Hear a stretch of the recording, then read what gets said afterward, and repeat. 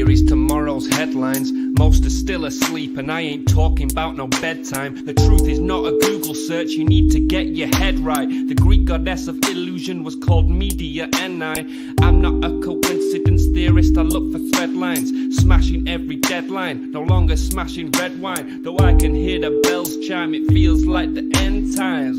That probably should have been smashed on red wine, but the carnal mind is foolish. Obey and end up ghoulish. Don't get used by instinct, take control and learn to use it. Make a load of earnest music, earn a few quid, learn a few tricks. Sure, the truth is persecuted, this whole world is pure abusive. Know a bit about everything and everything about nothing. Figured out my noggin while you picture out shopping. You sit about watching while I dish it out, stop it. I don't mean to sound cocky, I'm not even proud of it. It's a second dish to me, just to be this out honest. I don't even need to sound honest, never been about profit. Everything but out on it, you can bet your house on it. Doubt I'll be out for the count when the sounds, and I'm down for the beat, no beat down. I mean, how long's it been? Help me out. I've been the only one who's held me down. All in the mind, hell freeze now. Still sick with it, healthy how? Few bars down and the world freaked out. I don't reach out, I seek out to speak out. I'ma recount the reasons they beat out. I am not the way, no way. I have seen the way.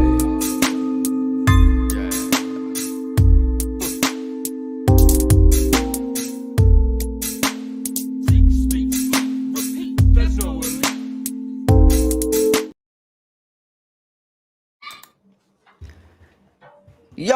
Yo, good afternoon, my dear friends and family. I hope you guys are having an amazing day. It is January 5th, 2023. You know what? I just heard something about the numerology of 2023, and it's coming to a 7. You know, 2, 2, 3, combining up to a 7, and that is an angelic number, a number of consciousness, of evolution. Like, you can kind of see automatically just within a few days, there's been a whole bunch of happening, like that's really changing the world. You know, this, I don't want to get into the sports. We're over here on this flat earth. My friend, Sean Hibbeler. Hey, how's it going, buddy? What's up, man? Thanks for having me on. I appreciate it. Hey, honestly, like it's been a pleasure. I've been looking forward to this. I myself have been a fan of this other side of reality that I kind of grew apart from. See, yeah, like I knew that the earth wasn't what we were being told. I'm over here in the beautiful Washington state. I do this hill, right? I jog this hill that's going up a couple miles, and every time I go up this hill, I'm just looking to my left and right, and I'm just seeing like hundreds like of miles. Okay, I'm pretty sure like 100 miles down further is Mount Rainier. Yeah, that's like 125 or some shit. So I can see all these mountains. I'm seeing hundreds of miles like down to this path of earth. I'm like looking at it. I'm like, dude, there's no way that everything we know is right. Like what we're being told currently in our mainstream about this earth is completely inaccurate. And I'm just fascinated by all of this, man. So what can you go ahead and tell my viewers about yourself and how you got on this journey? I'll be honest, this is quite a ride. Am I right? Yeah, it's been quite a ride, man. My awakening started, technically 9/11. That was a shock for me as a sophomore in high school at the time. So it was just seeing the demolition, the buildings come down, and then I kept replaying. I just remember always trying to watch the news to see the plane go in the building. Because I'm like, why does it look like it's going in a piece of butter? Like that's reinforced steel. That's an aluminum plane. It's just going in like that. Like the whole thing was confusing. So I've always been that minded person to be critical of what. Just because it's on TV doesn't mean shit. I grew up. I already knew that the moon landings seemed fake and all that stuff. So I wasn't really drowned in space stuff or anything like that. When my mom passed in 2014, that was like the beginning of Hibbeler Productions, because as soon as that happened, everything I was already doing, I was doing stuff with sports. I was doing stuff, highlight videos, hype videos, working for companies, getting a paycheck for it. My Hibbeler Productions channel on YouTube used to be nothing but sports stuff. A lot of people don't know that because they don't know me for that. So I once I realized where we live, that's when I knew it was my calling to do films in that realm of the truth and alternative theories and things like that, to do films on that, especially things that are true. So I just got rid of all my sports stuff. I'm like, I don't even want to be that person anymore. I don't even want to be known for that. And I got a lot of views on those back in the day, a lot of teams, a lot of players. And I didn't care. I just wiped it. Like I never did it. And it wasn't that I was ashamed. It was just, that's not what I want to be known for whatsoever. Get rid of all that hard work I didn't care about. And even though that hard work made a lot of income, not a lot, but it paid the bills. So it's like, who would get rid of all that? Well, me, because once I saw, I think it was a video called 200 Proofs to Earth's Not a Globe by Eric Dubay. When I saw that, I was blown away. I just started to research NASA right away. I didn't believe the video right away. I just like, he raises a lot of good points. And I'm like, let me go to NASA's website just to kind of put that to rest. Like I didn't need a new rabbit hole. My mom just passed. I didn't care at that point really. But then I just challenged myself. I said, let me go to NASA's website. I said, I didn't know it was a .gov. I'm like, wow, I didn't. Oh yeah, they're government. I'm like, oh shit. I'm like, oh, I didn't know that. So I started looking. I'm like, where are the where's the photographs? I want to see something say this photograph was taken by someone and at this time and whatever, like, real picture. But all they have is images. I'm like, wait, hold on. Images are, look at the definition. I think it's like something like a recomposite or artist impression of something. Basically, an image can be done on the computer. And yes, you could turn a photograph into an image, but again, keyword, I'm looking for photograph here. And they don't have any photographs of anything above in the sky. There's none of it's photographs. It's all CGI and cartoons and layers and Photoshop. And so that was my first red flag. But then I couldn't find any video footage of them in space. I just wanted 360. That's it. Just show me a video of them up in space. I'm assuming I never looked at this stuff for my whole life. I never once cared about looking for that stuff. That's why they get these people, get everybody, because it's a universal lie, but universal truth, right? Everybody knows it's a globe. So why would someone look into it? That doesn't make any sense.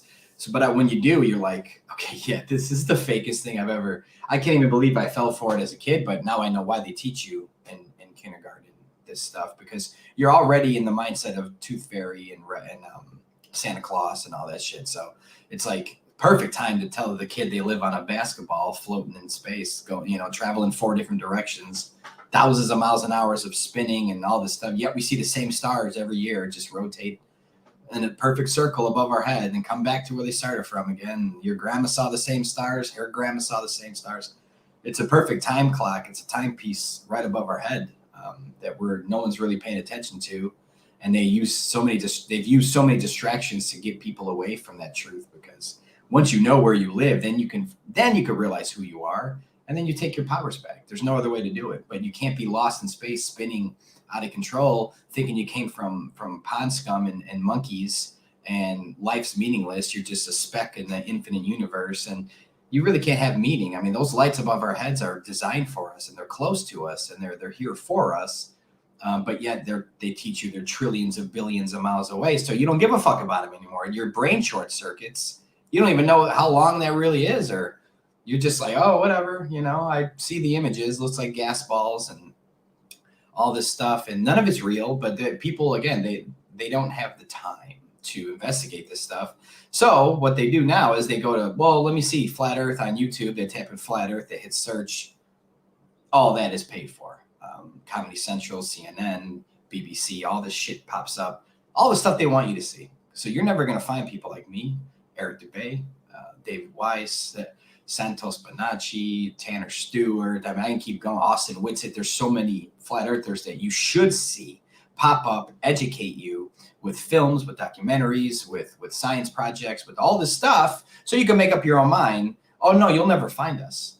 You find the hit pieces, the behind the curve on Netflix, all the bullshit propaganda that they created. So when you type in flat earth, you see their shit.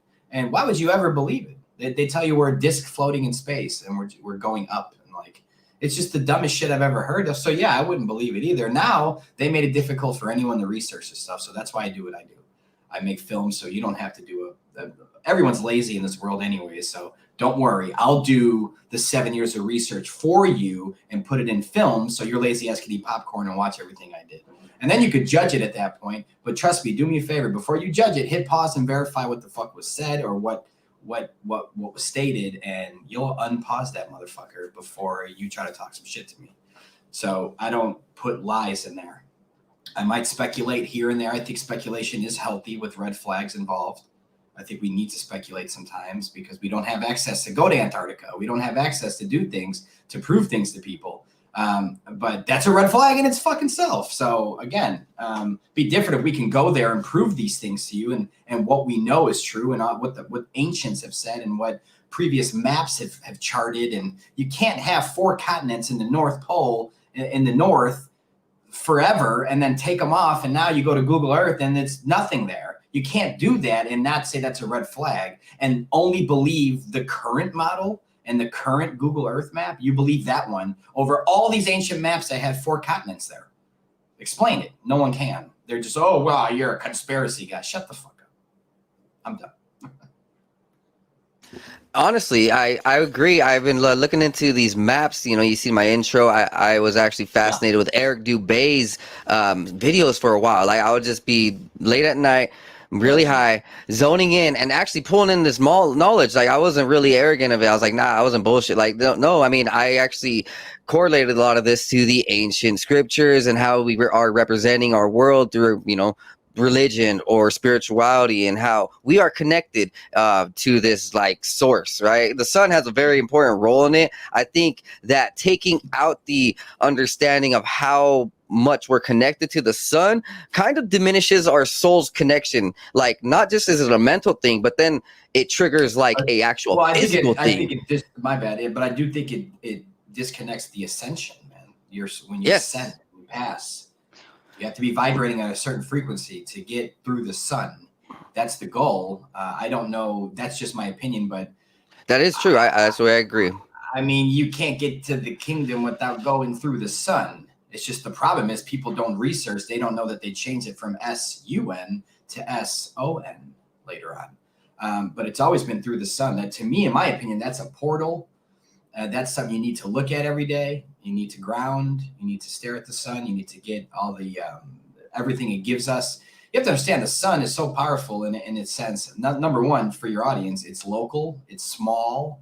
It's in my opinion. This one's my opinion. The opinion of it's local and small. That's not an opinion. I'm sorry, but my opinion is that it's not even a physical object. It's not something you can touch.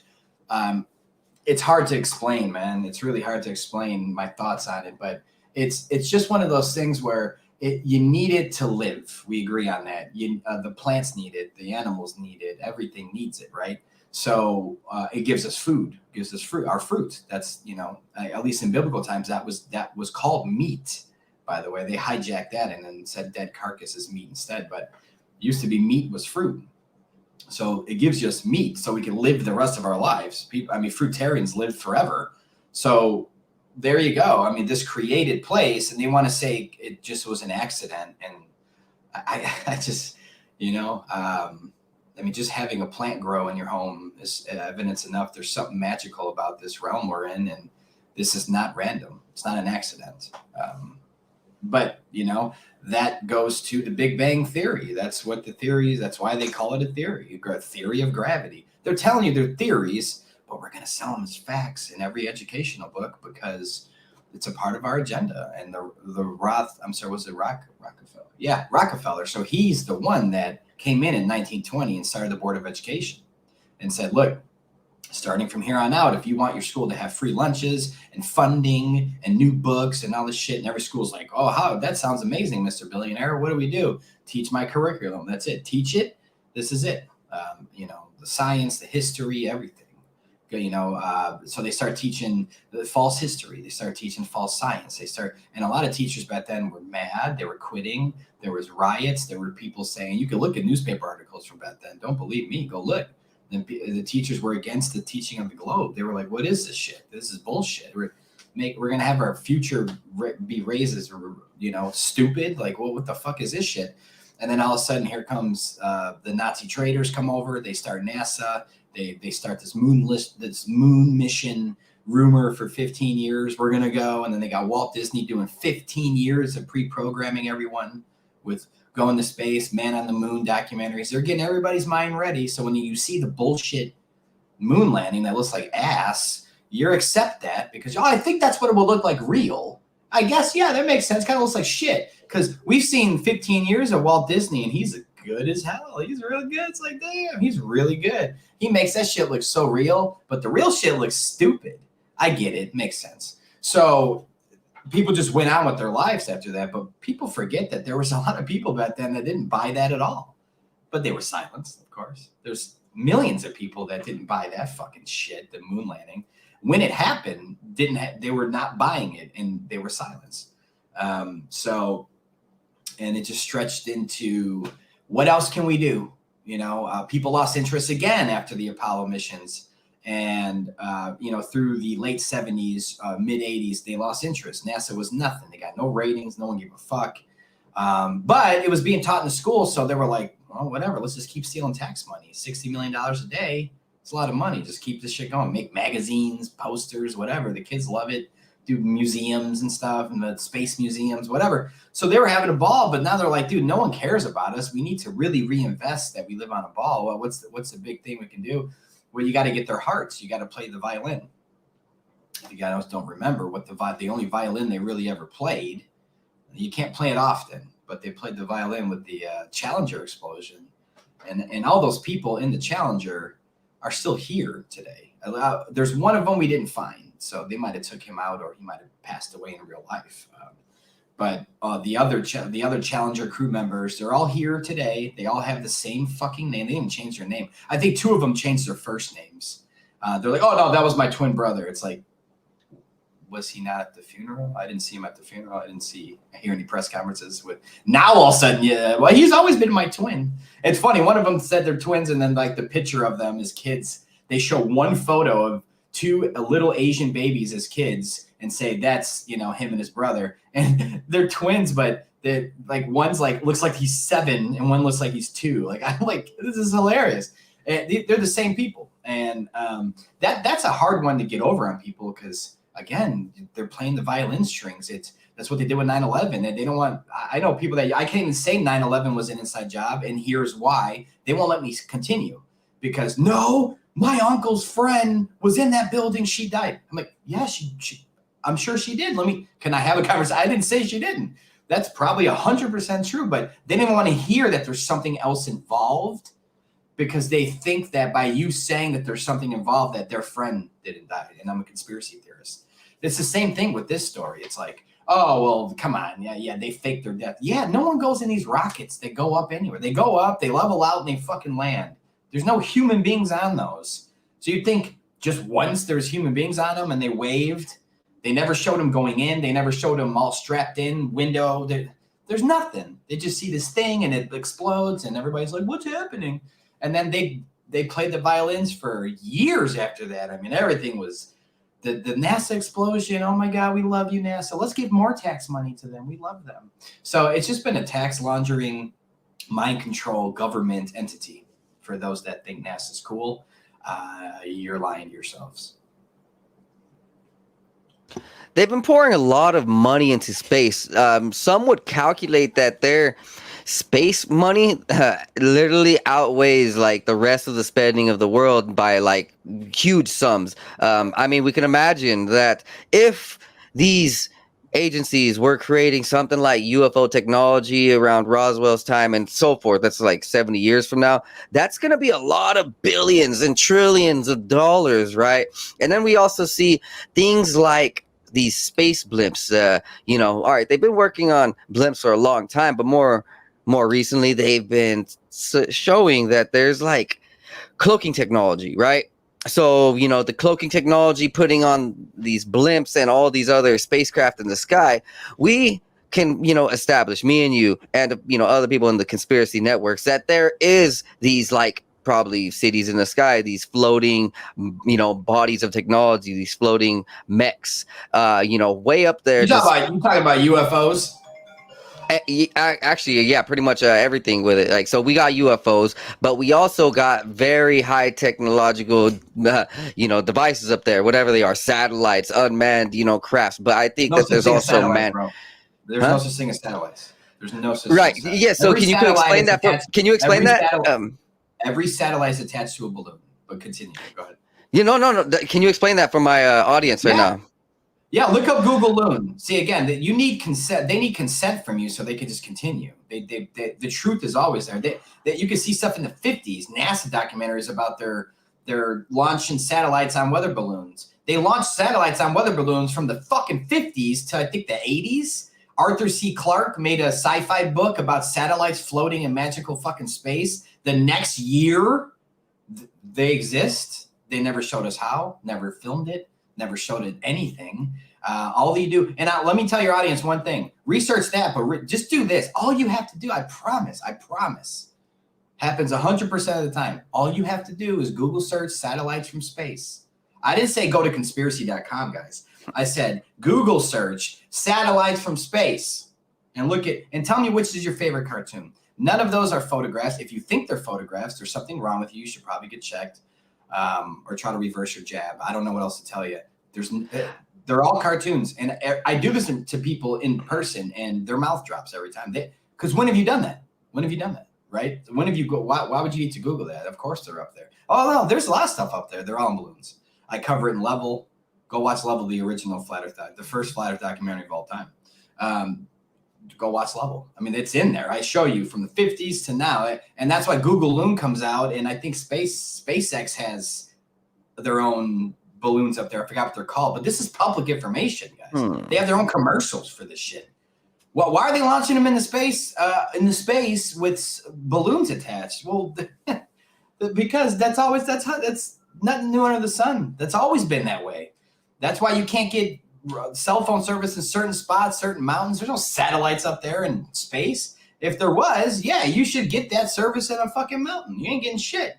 There's no weather balloons up there. It's not a good investment for them to put a weather balloon there. But I bet you they do have some. Sometimes you're out in an area where there's nothing, but you see one Wi-Fi. That's a weather balloon for the rich, and they know it. It's hard to explain to your audience, but they have them. They're everywhere, but they're attached to balloons. They crash all the time too. I got people on film and Level talking about that too. They crash. You see them, these giant fucking satellites. And I got a lady from NASA admitting that they make satellites that the balloon can raise something as big as a football stadium, and or something like that. It's in the film, but it's crazy, and no one knows this shit. They don't know this. They have no idea. They don't know there was no recollection of these things before the sci-fi book came out. Sci-fi book comes out. They waited a year. NASA's like, yeah, we have those things. That's about as far as I'll go with the story of satellites. Is they told you after that book came out that we also do that. That's all the evidence they have of it, is that they told you they did. There's nothing else to prove that, unfortunately, for you, whoever thinks they're real. I'm actually with you. I am fully understanding that these satellites are bullshit. I've seen the pictures myself. They're up on balloons. I got interested in a lot of this space technology and how, what we know about space is kind of bullshit. Video games always opened my eyes. Like, I've been playing video games since my childhood, and like literally I try to find the conspiracy in video games, and I try to like find it match with real life. And there's a video game called BioShock Infinite, and they're living in the sky, right? And then you go find out more about ISS and them kind of being within a barrier like of outer space. They're not really in outer space. No one's really in outer space. And, they call it the... Bro. Yeah, well, exactly. I take that back. I don't want to be misquoted. I said no So- such thing. There is It's such all right, thing man. There is a such thing as outer space. And the truth is in the word. We live on a flat plane. The 7 continents we know of are all here, okay? What holds our world ocean in, the world we know of, is Antarctica, okay? It's the highest elevated continent on Earth. They admit that, at least. Water needs to be contained. Take your bathtub away from your bath. It's just going to find this new level. Water's always level. It's always flat. You can always measure it. Your pool, a lake, it's flat. It's laying there flat. It doesn't matter who you are, what you think. It's flat. It's always flat. It's always going to be flat. That's the rule of water. But the problem is that they turn that into a fairy tale, and that's cooler. It's cooler for people. That's all. But the problem is that people don't understand that. What if there's 30 continents? What if there was 50 continents? What if I told you there was 100 continents? Now we're talking, because the people that just fall back to why would they lie? Why? Really? Why? You need why? You need more than $60+ million a day stolen from your paycheck. You need more whys than to take control of your mind so you think you came from a monkey and you mean nothing. Why? To hide history, to act like this was always been, and they could paint the rest of history attached to it to feed you all bullshit. Because sorry guys, there was no Western movement. That never existed. That's another story. But they fed you all whatever they wanted to. Now they made you believe that. But the main reason for me, because a lot of people say the main reasons that they're hiding the creator. I get that. Yes, knowing that we're on a level plane and stationary and we're in the center, that guarantees that there is a creator. That's for sure. It doesn't matter. There was atheists that researched this stuff. They're not atheists anymore. They can't be. They know this was designed and created by who or whom or how many of them. I don't know. How can anyone fucking know that? If someone thinks they know, fuck off. Sorry. You don't know that. But I do know this was created now, for sure. But what if there's more land on the outside of the world we know? And that's probably, in my opinion, that's a really good reason why to lie. It's a really good reason to say, hey, everybody knows about 7 continents, right? Not 6, 7, fuck 7. All right, it's cool. So 7 continents, we'll control them all. How do we control them all? They'll just get up and go to all these other continents.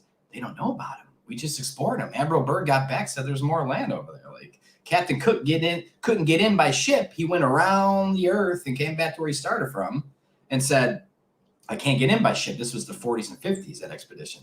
Can't get in by boat. It's a fucking giant ice shelf, like 300 foot tall. I can't, I'm on a little ship, but what the fuck? What's going on? So then they said, Admiral Byrd, you guys go over there in the mid 50s and go with aircraft. Well, they came back and said, there's more fucking continents over there too. No one's ever seen those. And they're like, okay, big push. NASA's coming soon. We got that up our sleeve. They were freaking out at that time. They went straight moon landing. They didn't want anyone hearing it. Admiral Byrd died 6 months later. They didn't want anyone knowing, no one heard that. Because now they could take the 7 continents that everyone knows about, wrap it into a ball, put it in every school and say, this is the rest of our life. This is a story we're going to hear. You're never going to have evidence of it. Only we can go up there, shut the fuck up and pay your taxes and shut the fuck up. I mean, that's just the way it is. And people are like, okay, well, no, fuck that. Why is no one talking about Admiral Byrd? Why is no one talking about Captain Cook? Why is no one talking about actual facts, public information that you can go find yourself? And what did Glober say? They go, oh, well, yeah, he found some more land, but it was a part of Antarctica. It's shut up. Like, what are you talking about? No one's ever been there before. Like, warm conditions. What are we talking about? Who knows what's over there? But now, since the day he came back, they started a treaty that all these nations said. How many times is there a treaty that almost every nation agrees on? That's almost the opposite, actually. But they all agree. Well, yeah, none of us in every country, like, we can't go there type of vibe. Like, past the 60th parallel, you'll get stopped. You're on radar. So you're not, but like, no, we can go in a boat and go. People have tried. They've been turned around. It's been documented. You can't go explore Antarctica. You can go there for 20 grand and they bring you to a little peninsula south of South America. And you're in the hotel, all the hotels around there. You get to choose one of your hotels. You ain't going over there for the next 5 years. It's never going to happen. And Eddie Bravo called Alex Jones out on that because, Alex Jones, the Earth's not flat. Bleh. So Eddie Bravo called him out, and Alex Jones actually took the steps to go to Antarctica to prove him wrong. And they turned him down. They said, you can't go over there. You can't explore over there. You can't. And people think they can, but you can't. So we need to all come together as human beings. That's my job, is to bring Flat Earth in a good way with films, and it's entertaining and it's educational, bring it in a good way to the world. But the end goal, it's not like there's no end goal. I'm just making films. No, the end goal is, all right, is everybody ready? Because we could just go over there now. We can all just go over there now. Fuck their treaty. They're not going to stop. They could stop 1,000 of us, maybe 2,000 of us, but they're not going to stop millions of us getting on our ships or whatever we want to do at that point, private jets, whatever. Everybody, the world's changing with or without you. So I just want people to know it's okay. We can get out of here and go somewhere else. And there's a story called The Iron Republic, 1903, I believe, published in the Florida Gazette. First-hand eyewitness encounter that he was a cruise ship guy, leader, or something. I don't know. I remember this story. A politician, sorry. He was a politician. True story. This isn't your sci-fi Arthur C. Clarke satellite book. This is a true story in the early 1900s, late 1800s. And he was sick of the tyrannical world he was in the States here. Does this sound familiar, right? He was sick of all this. So he's like, we're just going to fucking head out of here. Maybe we'll hit Africa along the way. Just get the fuck out. Okay. We're just going to get and leave. Got enough shit. We got enough shit. Let's go. Packed their fucking ship, big ass ship. And they left. Found an inland. Got a little lost, but found an inland through Antarctica. We're like, where the fuck are we? Got lost again. No idea where they are. Everything's documented in the book. Then they stumble upon another, you call it another continent maybe, that they've never seen before. They thought they were maybe back around in another country that, they wanted to see where they were. And these are different people. They explain different looking people, different sounding people. They called themselves, this is the Iron Republic. And the book is unbelievable. Listen, man, even if someone's like, well, that could be fake. True. I'll give you that. I'll give you that. I don't think it is by any means. I think it's hidden for a reason. But, say it was fake. They're still talking about flat screen TVs hanging on the wall in 1902. They're still talking about electric cars in 1902. So explain those. So, that could just be a coincidence. No, what I think is that they went over there, saw all these advanced civilizations living.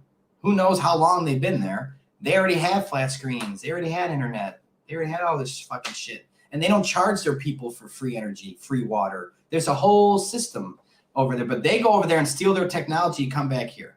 And now, as people should know, UFOs and these big-ass spaceships and shit, that's all made by human beings here. There's videos leaked all the time with like, think of like a Ford laboratory where they're designing Fords, but now replace them with UFOs. Imagine that video. There's videos out there. You can go find them. They know they make the UFOs man-made, whether they're drones or people are in them. I doubt people are in them ever. I'm sorry, just like rockets, no way. But those are man-made. So, I mean, and they have blue beam technology. So they have an alien invasion in their back pocket at all times, but it's no one coming from above you. Nobody is coming from above you.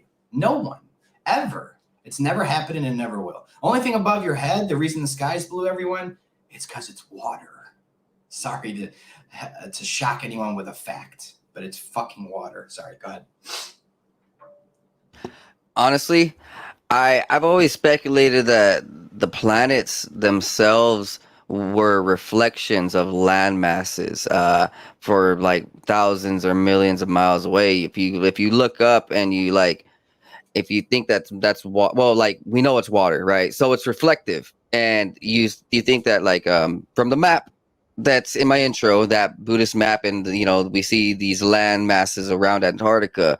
If they were also revolving, then in the sky, we would see the reflection of the light moving, just like the planets are supposedly moving, going in all these different directions.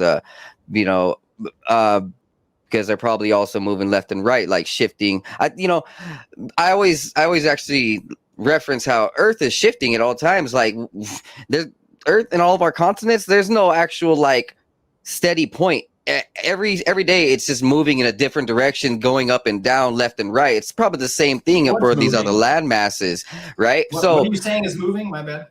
Our continents, right? They're always just moving. They're constantly changing, shape shifting. These shifting and with the ocean tides up, down, and all everything. Yeah. I mean, new islands are spawning. I'm like, hold on, the Earth ain't moving. Hold on, making sure. The Earth ain't spinning, bro. Right? No. So it's the same thing with the other continents. Like I've meditated and really delved on these topics recently, and the way I look at planets is that these are just reflections. These are just reflections of the outer lands, and the reason that we would be hidden from these. I never heard that one. Yeah, honestly, the planets are reflections of the other lands? Planes, yeah, they're just there are other planes of around the Antarctic. You know, I never thought of that. I'd have to kind of visualize that. I'd have to take time to visualize that. Look, man, I kind of see it. So healthy. Speculation's right. So if you want to take a break at at the half hour right here, we can take a quick break, and then we can dive more into the esoteric aspects or anything else that you really fancy. Honestly, for sure. Let's go ahead and take a quick break, and we will be back in about 2:30.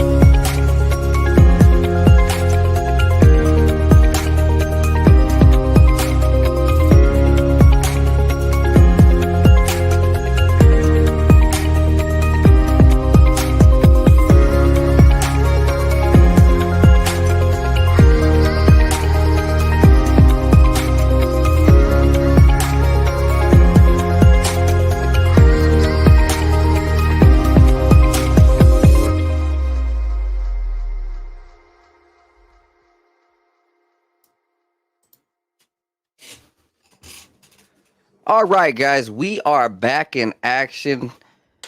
Hey, thank you for waiting. Remember, like, subscribe, share. Tell your friends, roll a joint, and just be blessed, man. That's what it's all about. Uppity vibes, getting that consciousness high. And hey, so, I was thinking, like, I read this book of Isaiah from Dead Sea Scrolls, and it references, outer lands, God coming from the outer part of the world. Literally, it says edge of earth. And when I look at things like the book of Enoch and them referencing some otherworldly stuff, I look at these ancient scripts and I just honestly understand this from a whole different level. Like these last few years, it's been a total game changer. Like my energy's just been on point. As we mentioned in the beginning, like if you're not attuned to all of this knowledge, you're not really attuned to yourself, the creation inside of you, the energy inside of you, and the energy you're connected to around this universe or whatever this is that we live on. You're just not connected. And hey, so what can you speak about these esoteric concepts? Are you familiar with some of these for my viewers? You're talking about the Bible scriptures, or just anything? Are you more familiar with? I'm not a Bible guy. I mean, the Bible's a great book, though. It's tons of information, tons of truth, tons of life lessons. That book, none of those books are literal. I don't take any of them literal, in my opinion. I think they're all metaphors, in a sense, but. I do respect them. And yeah, for the people that take them literal, I'm not judging you. I hope you don't judge me. But the people that do take it literal, that's fine. There's over 150 scriptures that say the earth is flat and stationary and not moving, and was placed there to not be moved, and the sun, moon, and stars are revolving around it. And almost every religious book, if not all of them, will say that in their own respective languages. So this idea that a Big Bang theory existed, there's nothing mentioned of it in the Bible. There's nothing mentioned in any form or fashion of a globe spinning or us moving in any way. So it's definitely considered a flat Earth book for the ages, because it's all it talks about in a sense in terms of Earth. Anytime Earth is mentioned, or the sun, moon, and stars, it's all flat Earth related. It has nothing to do with heliocentrism and the globe model. Sorry, some people don't even know what heliocentrism is, but the globe religion. So that's a religion started.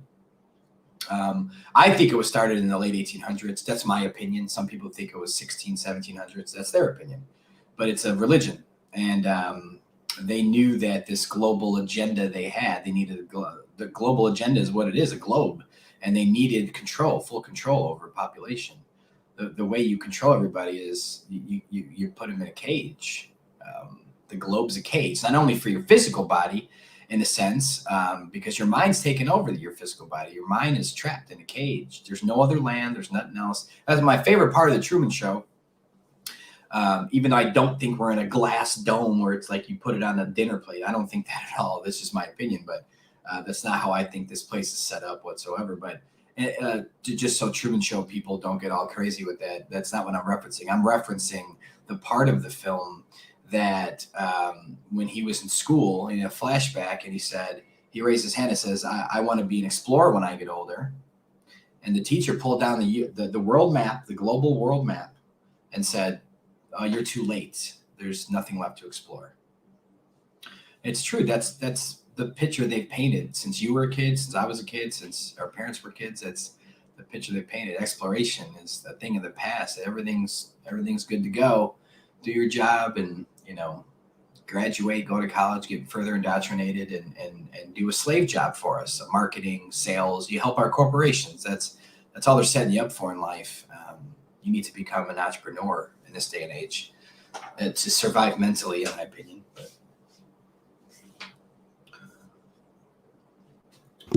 I personally think that there is this type of field around our world when we look at it as the firmament. And recently, I just read an article from and the dome are two different things, though.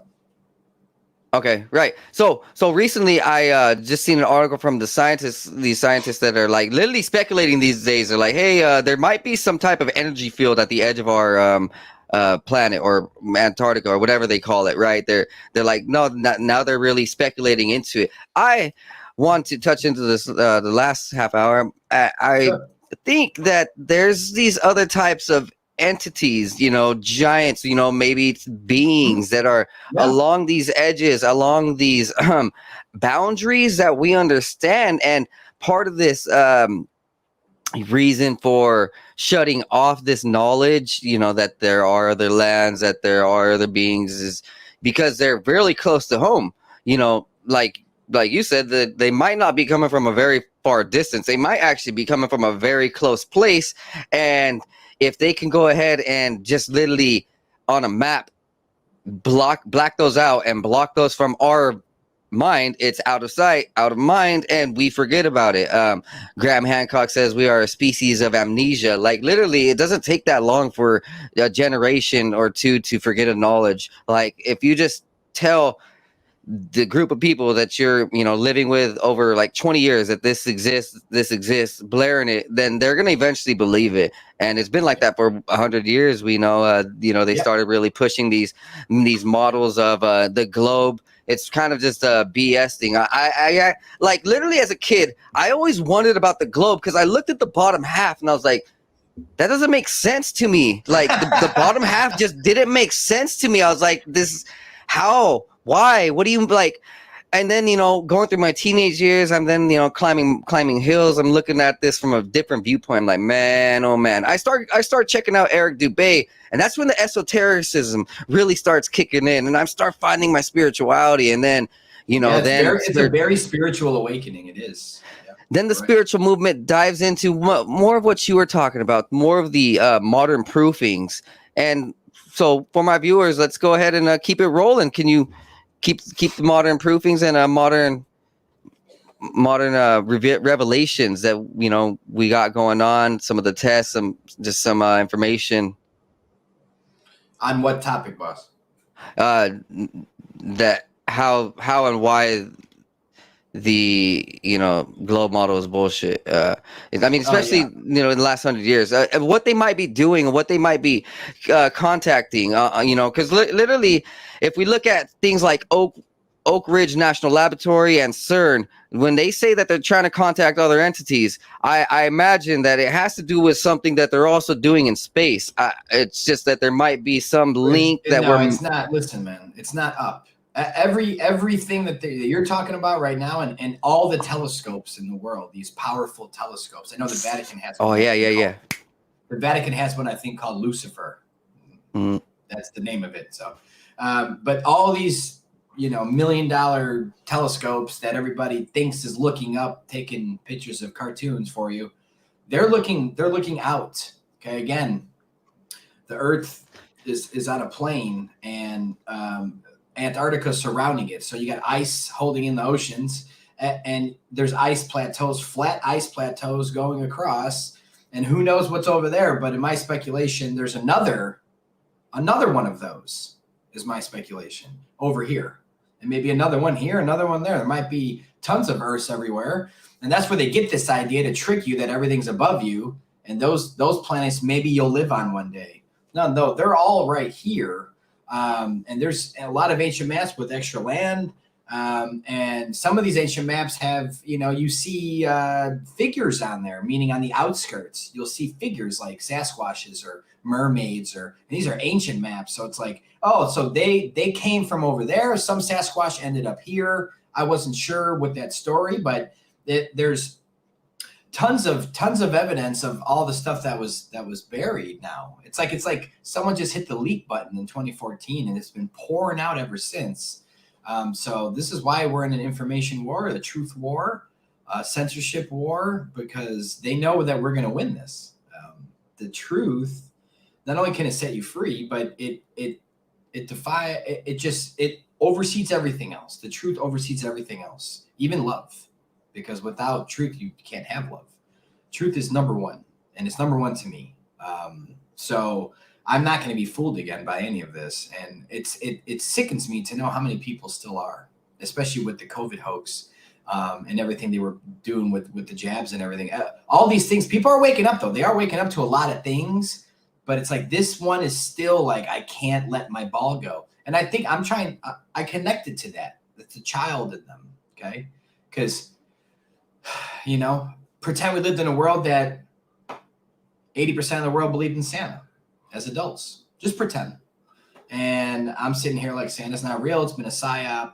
It's kind of how it feels sometimes, because as a 5-year-old or 7 or 8 or God, I hope not 10, but however old you were when your folks told you that was bullshit. Luckily, I had a mom that told me since day one. But, it's okay. Like our parents told us that, right? So if you were taught that as a kid, it's okay. But remember that feeling if you can. Try to channel it for your audience. Channel that feeling if you can remember it when you were upset about it. I'm sure you were upset. I'm sure you denied it, or you fought them, or you said, yes, he is, or there was some sort of defense. There wasn't he's not. Oh, okay. Like there was what? I mean, and that's turned into the adult version now of that same child with Santa is now an adult saying, it is a globe. What are you talking about? I go, where's your evidence? Fuck you. What do you mean? There's too many people to lie about this. They're like, no. Shut the fuck up with all the Where's your evidence? Well, out of an airplane, I saw a curve. You're so stupid.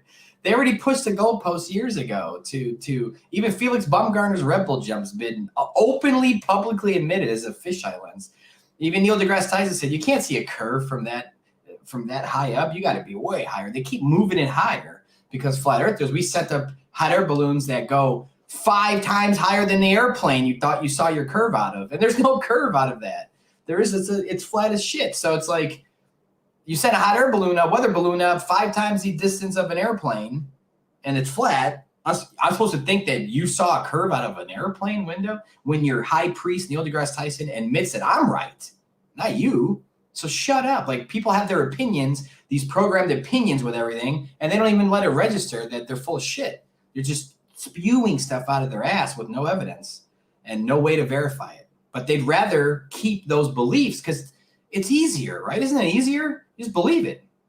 Like, I'll tell you right now, I'm in California. Do you, like, you could believe that, right? Or you can know it. How do you know it? You see who my friends are. You see, you know, who I hang out with. Okay, they're in Cali. Or this, that. Oh, okay. Now you can kind of know, right? But how long did it take? It might take you a couple days to actually know I'm in California. No one wants to do the work, is my point. I believe you. Stop believing people. Don't believe me.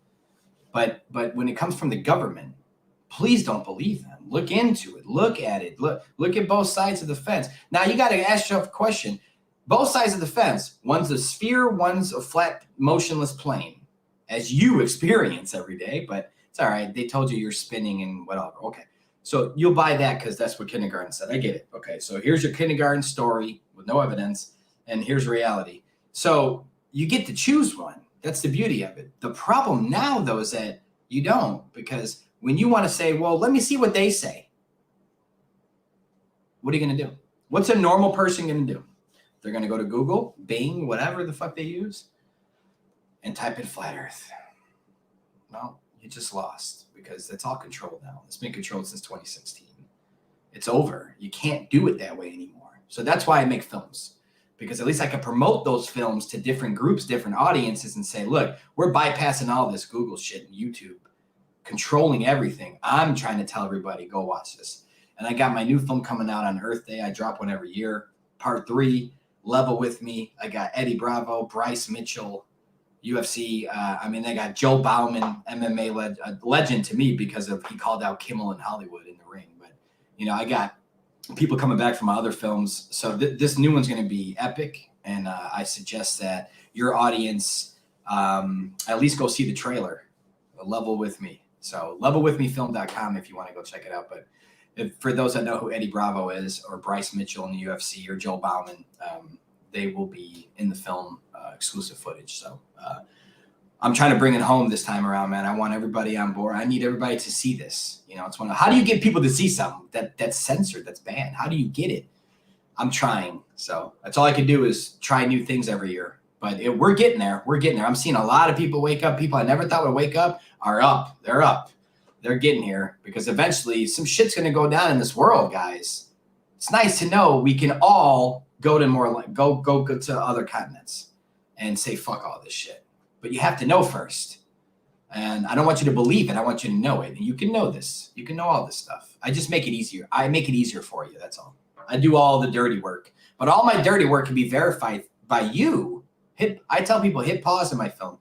If there's something that rubs you the wrong way, like bullshit, that's bullshit, please hit pause and go find it yourself, because I'm not bullshitting. So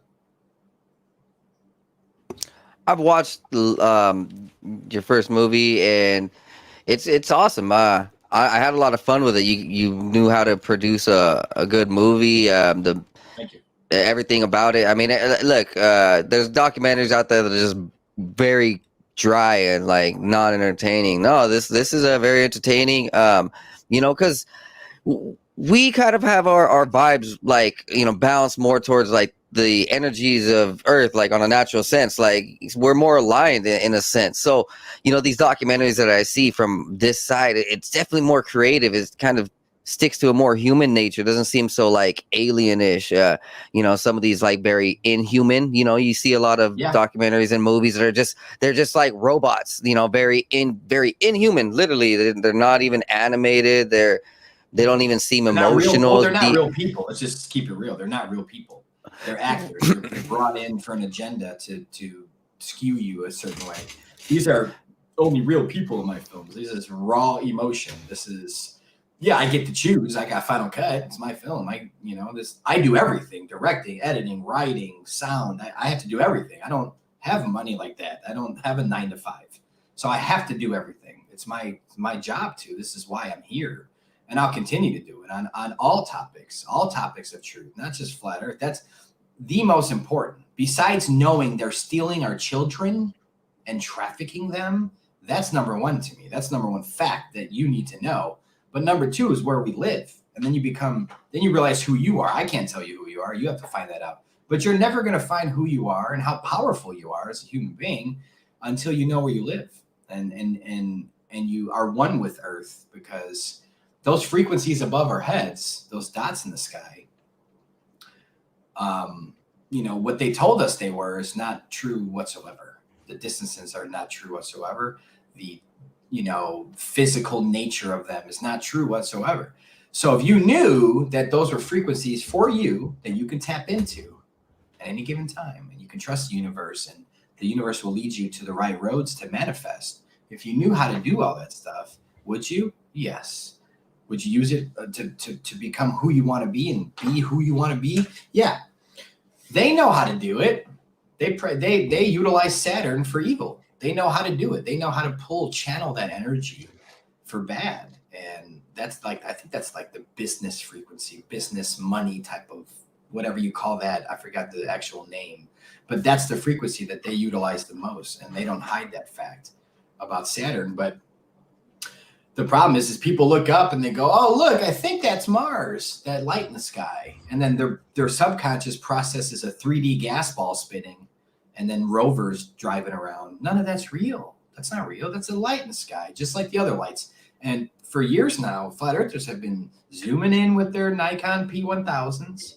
And if your audience can imagine zooming in on an airplane pilot, pretend that just to mentally prepare. The super zoom camera ever in the world. By the way, it does exist. It's crazy. But pretend in your mind, like the superest camera ever, like a movie, like how you zoom that much. Just imagine.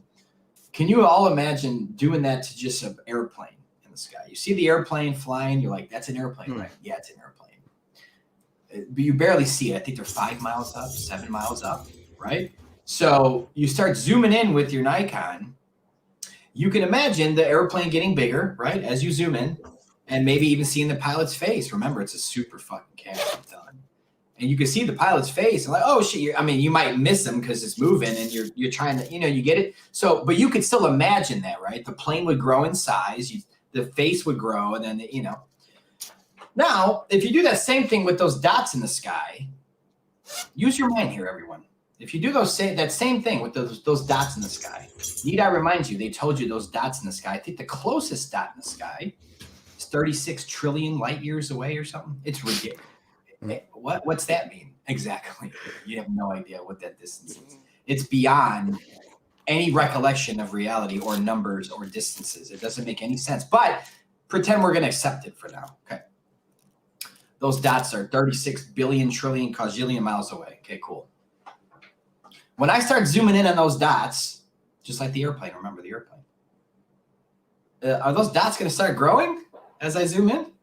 No, it's always going to be a dot in the sky. My little Nikon's not going to give you even 0.01% of a bigger increase in size of something that far away. The sun, the moon, all these things are so far away in their book of heliocentrism. But yet with the camcorder, the sun and moon look the same exact distance. Oh, they're the same size too. Isn't that a coincidence? Weird. Same size. And when you zoom in on them with the Nikon, they both max out and they're the same frame size. They're huge, but they're right there. They're both right there. You're zooming in on them. You can see everything on the moon because it's right there. But it's the same thing with the stars, guys. They're all right there. Even Mars. It looks like when you zoom in on it, they all look different. All of them have different colors and different structures on them. But you know what it looks like? If one more time, last one. Imagine being in a helicopter looking down, pitch black night, nothing's lit up in the whole world. You're just in a helicopter, pitch black, but you look down and you're looking in a in-ground pool, a big circle in-ground pool. And there's really expensive bright LED lights on the bottom of that pool. Now, can you imagine the waves and the frequencies and the whoop, whoop, it's just the way it looks, and that's how everyone looks. Every star, including Mars and all everyone's favorites. Remember, those were called wandering stars. They changed into planets later.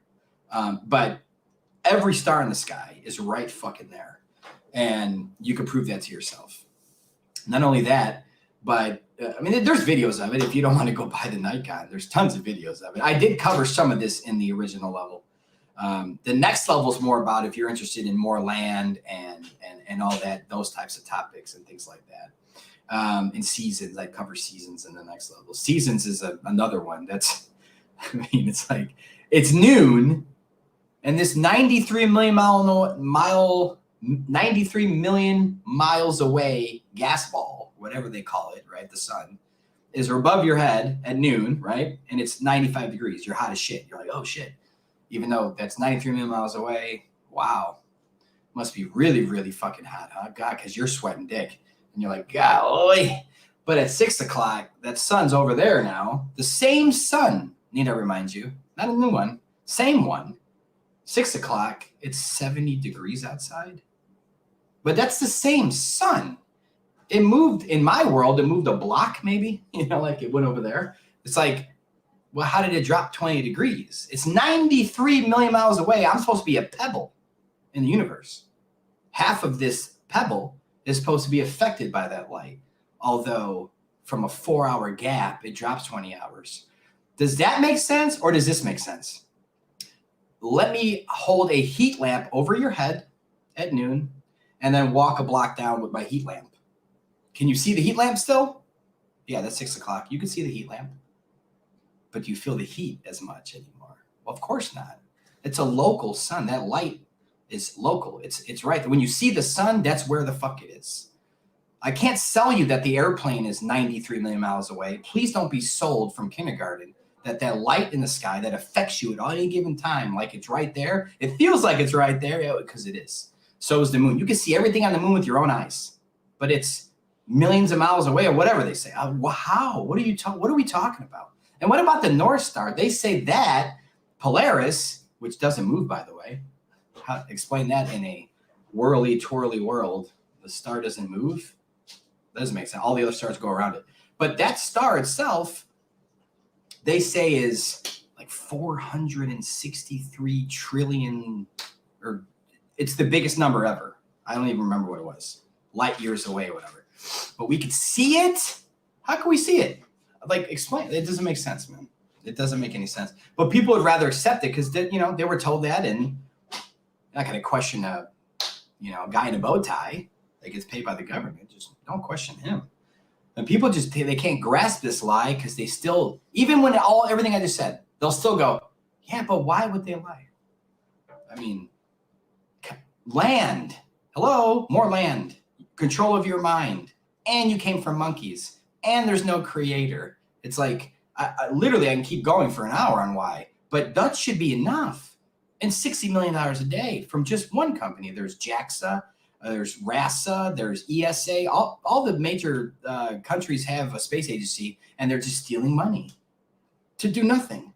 Even if you believe in NASA's bullshit cartoons, even if you think all that's real, what have they done for you in your life that you accept them stealing your money? What have they done for you in your personal life? Nothing. So stop acting like they did. Stop defending the people that are in control of this. By saying we're crazy, you're defending the ones that run everything. It's the same. They're all the same, guys.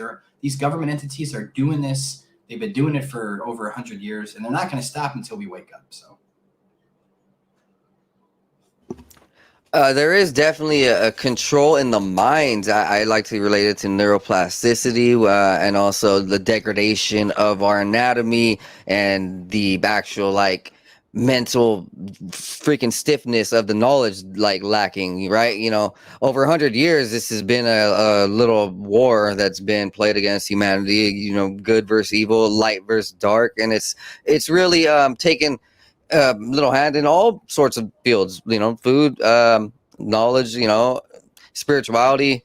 It's it's a warfare, right? And so what we try to do here is try to just enlighten people and give people the freedom and the liberty, the energy, the empowerment of your own consciousness, your own spirit. Like once you start understanding that this everything that we thought we knew was bullshit and literally harming us, right? And being told that we're just like a little blob out there and that we don't really matter, being told that like other entities don't exist, being told all this other crap. Like, I even see nowadays that God don't exist. Like, and people try to, there's a push that's, in mainstreams and some people, right, some of the sides saying God doesn't exist. It's really destructive, man. It's like totally it is. But people need to stop caring about what other people try to make slogans of. First of all, God is a word that someone invented. Right. So the creator itself doesn't have a name. The creator is the creator of everything. There's no name. You can name it Allah. You can name it Jesus. You can name him God. You can name him Bill. I don't care what you name him. There's a creator. The problem is that some religions, they worship other human beings that you don't even know existed. That's an issue to me, because even in religions that say, hey, there's a creator, but also worship these people too. It's like, isn't the commandment, I'm not a religious guy in that sense, but I thought there was a commandment that said you should never put anyone before God, meaning the creator. You should never put anyone before the creator. Never worship anyone before the creator. AKA don't have posters of Britney Spears in your room at 16. You know what I mean? Like that you're worshiping people. That's a smaller form of it. But it's the point. You don't worship anyone. And, you got people praying to posters of a virgin. What are we doing? This is not true spiritual in and out. This isn't in and out. This isn't a connection. It's a false narrative to lead you into a direction of sin, in my opinion, because the creator comes first, period. That's it. And what is the creator? Love and truth. And some people think the creator has something to do with water, just in some sense. I don't know. I don't want to throw a wrench in that and make me sound weird, but it's hard to grasp because I don't know much about their theory with it. But I'm only intrigued by hearing more of that in a sense, only because everything's water, right? We're mostly water, Earth mostly water, water above, water below. I don't know. It's all, again, speculation is healthy when we don't know what's going on. We have to speculate. We just know, meaning 100%, and I'll sign a paper telling you, it ain't a globe, guys. This whole thing spinning, and then you watch every movie, and it's hilarious, actually. But that's not where you live. That's not what this reality is. And the faster everybody can get on board with that, and stop having this pride of, I don't want to be called a flat earther, because that's why they created the term in that sense of ridiculing it and attaching it to the stupidest shit of all time. They did that. So I get that, but stop denying that we're on an emotionless plane, at least, for God's sakes, if you don't be scared of the word flat earth. Like, especially truther shows I watch, it's like, I know, I'm not going to name names, but I know that they know that it's flat. They know NASA lies, but they act like they don't have a clue. They don't have a clue. If it's brought up, they're all about it, but they act like they don't have a clue like outside of that microphone setting. It's like, who knows? It's like, what are you talking about? And they've admitted it. And again, there's a few people that I'm not going to mention, but it's just a point. It's like, well, I got a brand. I'm trying to protect my brand. What against what? Truth? You don't want the truth to be a part. I thought your brand was truth, but not that truth. Well, that one that can get me. People will stop following me. It's like, man, you're not in the same war I'm in. You apparently. That's how I feel about those types of people. But I'm fighting a different war. This is truth. That's it. I don't care if you don't like it. I don't care. It's like people that say they're not spraying our skies. I don't care if that's what your opinion is. You're retarded. That's okay. Maybe next time. Hopefully you get a new chance in life. I'm trying to ascend and teach along the way. Before I ascend, I'm trying to teach the world the truth and do it forever. And if the creator wanted me here 200 years doing it, I'll be here 200 years doing this. That's up to the creator, man. But nothing's going to stop me. There's no fear involved. When you have truth on your side, the universe paves ways, man. And once you can open up and stop fighting with ego, stop fighting with someone might judge me. No, it's too late for that. 10 years ago, I would have been like, yeah, I get it, but like, it's too late for that now. This war we're in, we need everybody to come over. So that's why I try to bring films, like you said, entertaining. I try to do that because that's what we were used to, right? We're like, people are like, why don't you just make like, like I do my own style. I don't do like anyone else. It's mine. This is my vision, my brain. I'm bringing you something new. The way you say Quentin Tarantino, he has his own unique style, or this director, or this producer, or this, that. Well, yeah, I do too. And I've been doing it for a long time. And I'm not going to stop doing it. I'm bringing you the truth in a way that you're used to getting information. And that is, good background music and good transitions and entertaining, rather than like a slideshow and someone's talking. This is the world we live in, bro. No one's a lot of people can wake up to a slideshow and someone talking. Correct? Right? It's not going to happen. It's harder, right? Well, creativity is key in this day and age. We see a lack of it. I think it's more of a what I was mentioning a bit ago, like the 100-Year War. Like once we start degrading the human anatomy and like really destroying the DNA, modifying this, it to like modifying the human beyond belief, right?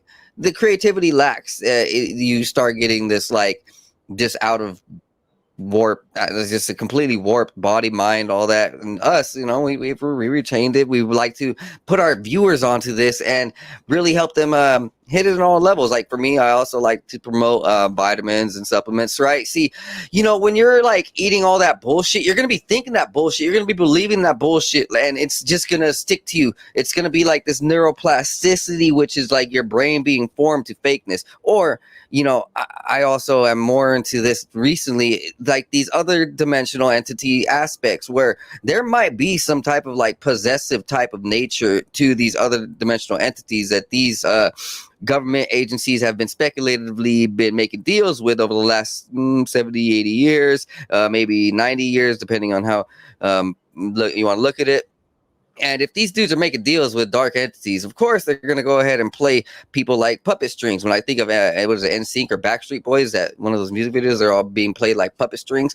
When people are being filled with metals and fake proteins, meaning like there's little viruses of foreign matter that have their own little intelligence and consciousness. So when bodies are being filled with metal and fake organisms, they can be vibrated by these little, technological satellites on balloons, right? When people are pointing at them, like, or anywhere, computer, a phone, right? People can be vibrated out of their own body. And I think that over what we've seen over, the last couple decades, we're seeing people being vibrated at some level.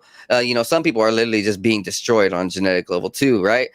And, people are being altered, people are being altered subconsciously, physically.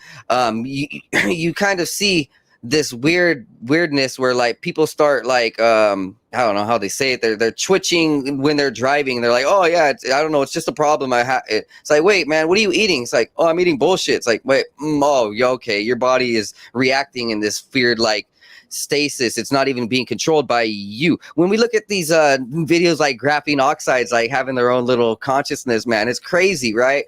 And it's all comes together. Like I promote natural meats. Go ahead, start your garden.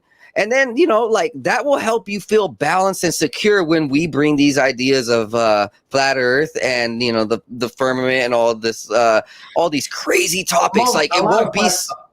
A lot of flat earthers don't eat meat, though. Remember that. Oh, I don't know, man. I eat meat. It's so interesting. Hey, man, no. I'm not judging you. I'm just saying in general. I mean, I'd say more than half of the flat earthers I know, and there's a lot. Is that real? Well, because they, including myself, I don't judge others, though, man. Like you can eat whatever you want in front of me. I haven't eaten it for 5 years now. I don't need it. I don't see why anyone. I mean, we could have a discussion another time about that. I'm not trying to rip on. Definitely, yeah. It's all good. No, that's all good. I haven't needed it in 5 years. I've never felt better.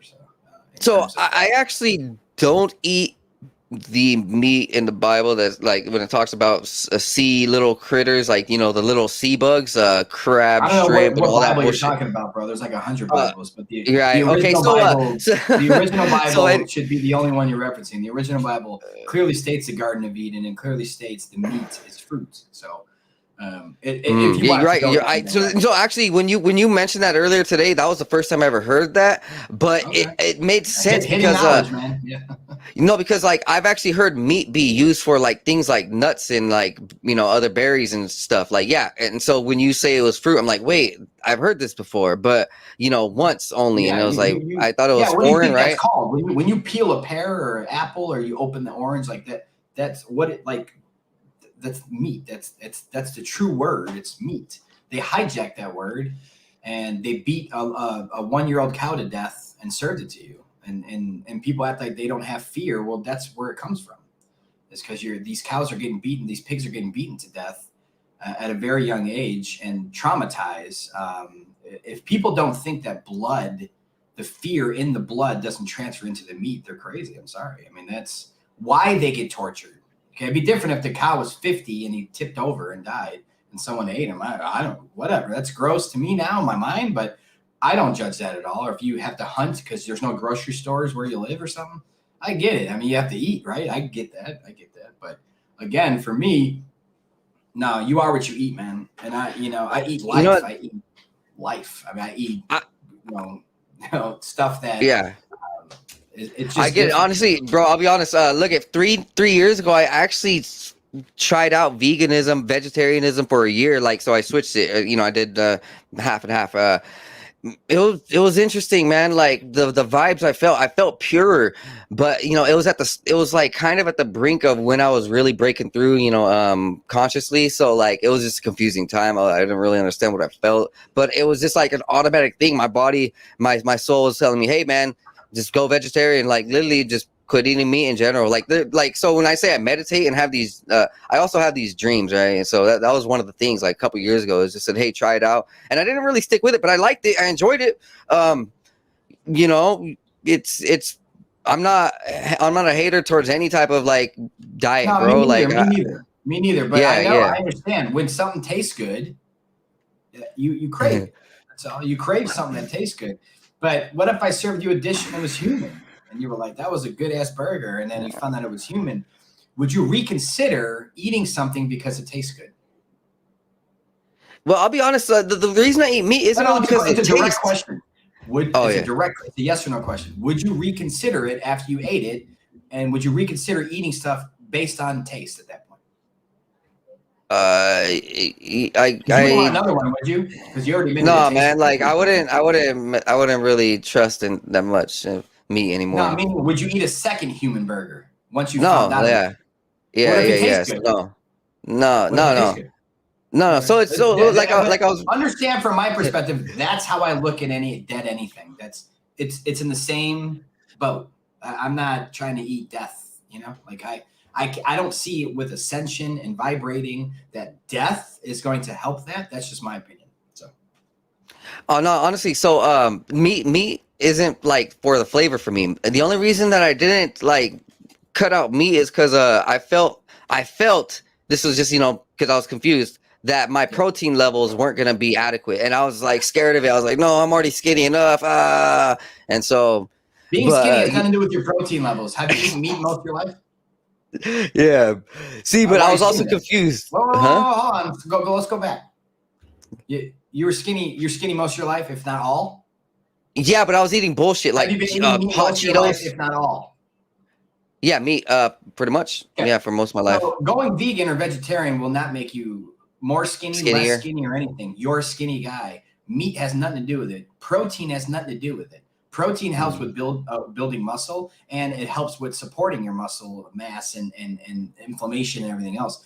But getting meat in a way, the protein itself is based off of that animal's diet, okay? So instead of eating what the animal ate, through the animal being dead, just eat what the fucking animal ate. So, listen, man, a handful of nuts aren't the same as a half a steak. I mean, you look at some of these comparisons with even vegetables that are high in protein. And then, of course, they got bean burgers and stuff, 30 grams of protein. Bro, it tastes the same, man. I mean, yeah, you're not going to get blood or grease, whatever you call it. But there's vegan burgers, vegetarian burgers. They're good, if you're craving a burger, it's all mental. But again, the fact that eating meat to anyone isn't be anything but taste. I won't buy it. I can't buy it. It's only because it tastes good. That's the only reason that's the only reason anyone wants it at the end of the day or craves it is because it tastes good. There is actually some bomb vegetarian burgers like that I've been buying from Safeway. These organics, I buy mainly like organic and non-GMO. My meat's even like natural based. So like, yeah, dude, I'm very well. That the strongest man in the world. I think he won 3 out of the last 5 years. Maybe I forgot his name. He's definitely out of country. I forgot his name. Strongest man in the world, won all the competitions. He's been vegan for years, and he preaches it during his workouts and his strongman competitions and everything. And he also points out elephants, apes. I mean, you can keep going. None of those eat meat. No, literally, dude. I referenced that like last year. I was looking at it. I was like, rhinos. Yeah, these the strongest animals in the world. Literally are vegetarians. Yeah, 100%. Well, hey, no, so you call them vegans. Call them vegans. They're not eating, they're not drinking a cow's milk. Okay, so sorry. they're vegans. Okay, I'm just saying. Right. Vegetarians like, what's a vegetarian vegan? Well, they don't drink milk. It's like, okay, well, all right. Well, we're humans, so I think we can all agree on some level. I hope everyone listening, hopefully you're not drinking a chocolate milk right now, but we can all agree that's not for us, right? That's not for you.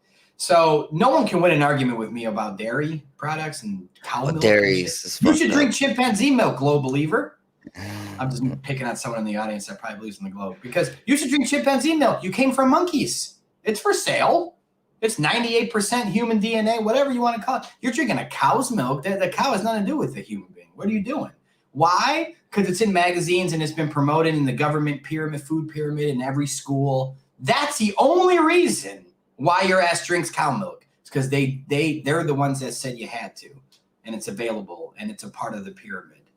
Yeah, that's the only reason, man. I was at the store not too long ago. I saw camel milk. I'm just like, there's got to be a market for all these types of milk. Cat milk, monkey milk. I do like almond milk. That stuff's fire. Yeah, no, for sure. All the plant-based milks are good. And again, I'm not trying to judge, man, but people really need to. I might go ahead and try it sometimes and understand what they're doing to their health, their body. And I know people are like, I don't drink milk. I don't buy cow milk and put it in my fridge and stuff. That's kind of gross. But then they'll do I guess with cereal. So I might try cashew milk with cereal. You'll thank me, and people have. But they I don't drink it at all. I go, you're eating it every day. Cheese. People can't get off it. Why do you think they can't get off it? It's the Coca-Cola of milk. It's as much casomorphine as they could legally put. I think some of these brands now have been exposed as above the legal limit of blood, DNA, whatever that's called, from the pus of the cow is legally in there now. But either way, cheeses is what I just told you times infinity. Oh, dude. I mean, I know it tastes good. I'm not stupid. I'm not retarded. I don't want your audience to be like, this guy's lost out of his mind. I know it tastes good. I'm not dumb. But that shit is killing us. It really, really, even more than meat. I know some people are going to hate I said that, but it's more than meat, man. So. No, honestly, I don't drink chocolate milk. I actually did an article on it yesterday, how it has lipase. It's this rotted part in milk that they like reformulate into chocolates and chocolate milk and just a whole bunch of different dairy products. But meat's easier to quit. Meat's easier to quit. Honestly, I might just go ahead and change my diet up. Literally, like the last few months, I've been looking at meat just in a weird way, and like, yeah, it's good, but it's just like, is it worth it? Well, stop calling it what it's not. Stop calling it pork chops. Flesh. Call it a dead baby pig. Stop calling it steak. Call it a dead cow. Stop calling it chicken wings. Well, I'm sorry. Yeah. I mean, I'll be getting sometimes I'll be getting lamb and bison. Well, sometimes that's the thing. And I know people are like, I can give up everything, but I can't give up fried chicken, man. Or it's like, oh yeah. Dude, listen, I'm not recommending vegan chicken sandwiches to people, okay, or vegan nuggets, because it's all oils and pea protein's not too bad for a lot of protein in those. Obviously it's still junk food, okay, so. Just hear me out. I know it's still junk food. So I'm not recommending it in a healthy diet. I'm saying, though, if you like nuggets, you like chicken nuggets, or you have children, they don't know it's a dead bird. So that's not fair. I'm sorry. If they knew, they'd cry. Okay? So let's be real with our children. If you want to give them some garbage-ass chicken nugget with this antibiotic, just garbage in it, just they stuff it with shit, man. It's just chemicals. Just get them the vegan one. But the people, as adults, I'm saying, try it once. Just try them once. Try the vegan nuggets once. Try the vegan chicken sandwich once. Make it the same way as you make your fried chicken sandwich at home, your lettuce, your whatever. Try it the same fucking way. You can keep your cheese on there for a while, man. Make steps. But you're not going to be disappointed. I'm sorry. Again, I don't recommend doing that. I'd rather eat raw foods and stuff. But to get off this shit, dude, the replacements are 90 percentile. They're batting 90 percentile. Besides steak, everything besides steak. I never liked steak, so I never missed it. But everything's been replaced. And again, you shouldn't eat the replacements. I can't stress that enough. It's not the best, healthiest food in the world, but it's going to help you. And then you can start merging into more fruits, more raw vegetables, and then hopefully get your own garden. And you don't have to go to the grocery store ever again. Isn't that crazy? Isn't that what they don't want? They don't want that. They don't want that. They want you to go get GMOs from them so you can die at 60. They don't want that. They don't want you to know the really simple knowledge of food is free. It's free.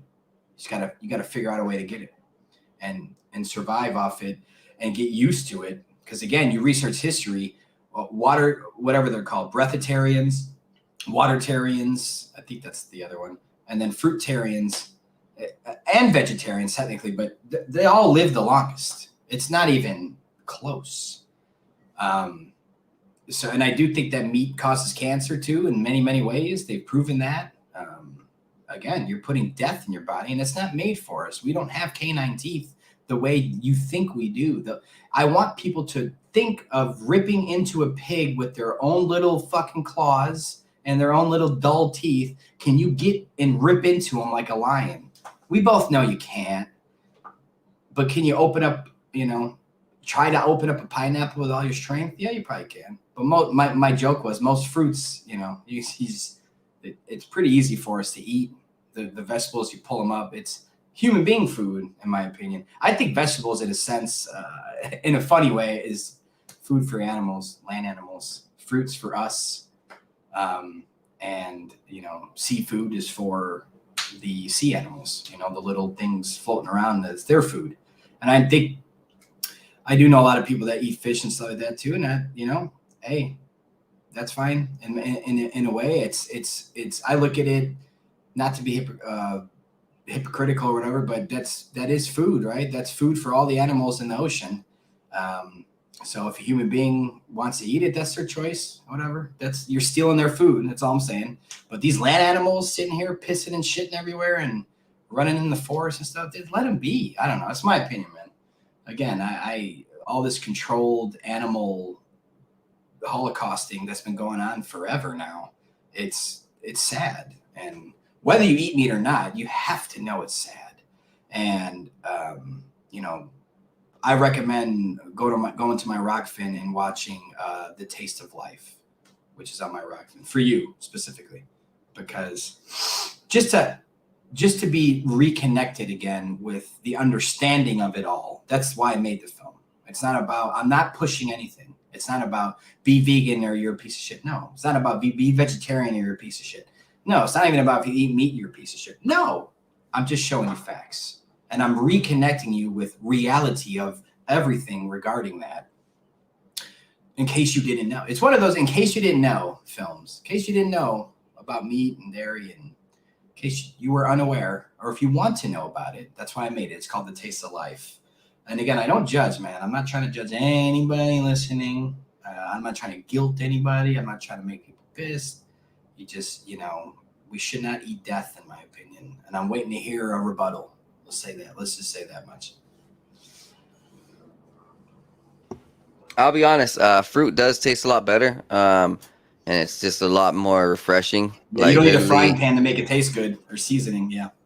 No, yeah, honestly, like the water content in it is just a blessing. Like, it's just very much more jubilant energy. You got more bounce to your step, and you don't really feel like you're weighed down like you do with meat. I'll be honest, like meat definitely does make you feel weighed down, like energetically, puts you on a lower vibrational level. Understanding consciousness more and more over the years, I can kind of like see it too, like in a sense, yes, there might be like circumstances where you can me and still like maintain your high vibrational level or whatever. But like for the most part, meat definitely brings down your consciousness, your spirit, your key.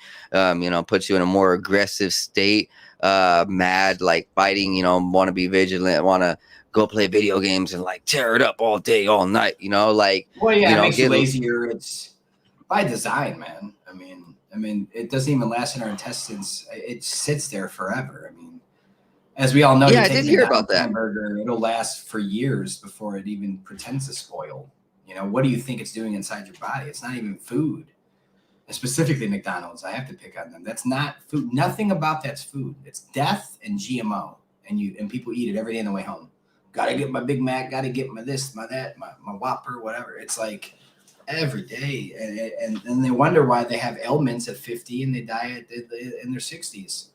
And guess what? The problem is the families are, oh, well, you almost 70 was good. That's a good life. No, it's not. 70 is not a good life. 80 is not a good life. What are you talking about?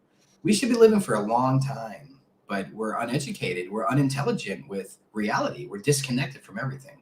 So all I can do is keep making films and trying to reach topics and different audiences that hopefully being censored and banned myself, that I can reach. I made a 9/11 video a couple years back, and it wasn't even me, man. It was someone uploaded it to their Facebook, right? At least they gave me credit. Not everybody gives me credit, but they uploaded it to their Facebook channel, and it got over 15 million views. Just my little 9/11 film alone. So, and I try to do collective, tallies of different platforms and stuff. So I look and it's like, millions of people watch my stuff. So I need to focus on what I'm putting in it, and I need to do it in a way of educating, but also it's kind of like another type of programming with truth though.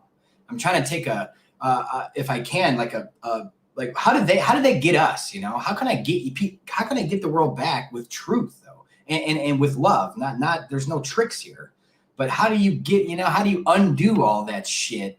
So much shit is in our brains, man. And most of it's probably bullshit in reality. So how do you undo it all? You just go all in and you hope for the best. And so far, brother, it's been a good ride, and countless DMs and emails of changing people's lives and paradigms. And it just keeps me going. It's always going to keep me going. So, I appreciate people like you and all other podcasts I've been on that just want to have me on and talk and give your audience a chance to understand my point of view and who I am in a sense. I don't really talk about who I am much, but it's just a point. Yeah, I mean, I'm just honestly, just about truth. Just about truth. That's all you really got to know. I mean, I'm about truth. I appreciate it.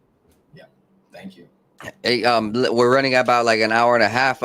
We could go ahead and schedule for another time, but we could go ahead and talk about like your documentaries, or we can take a break, whatever you want to do. I got to roll, man. I do got to roll. Yeah, that's fine, man. Honestly, we can definitely schedule for like later down the year, and so you can actually talk about your documentaries and who you are. For your audience, website is right here. Just everything's at hibbleproductions.com.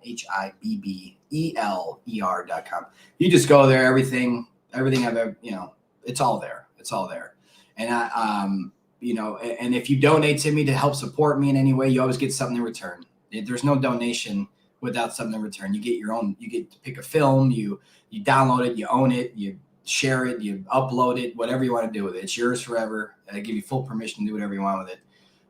And it's one of those things where I try to give back, not only with my time and effort and my productions, but I try to give back when it's like, okay, well, I have bills. So what do I do? This is weird, right? So it's like, okay, well, you donate a couple bucks to me and you get the film. You don't just watch it. You have it forever.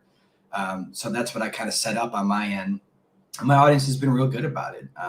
I got a new project, like I said, coming out, Level With Me. So go to levelwithmefilm.com if you want to support that.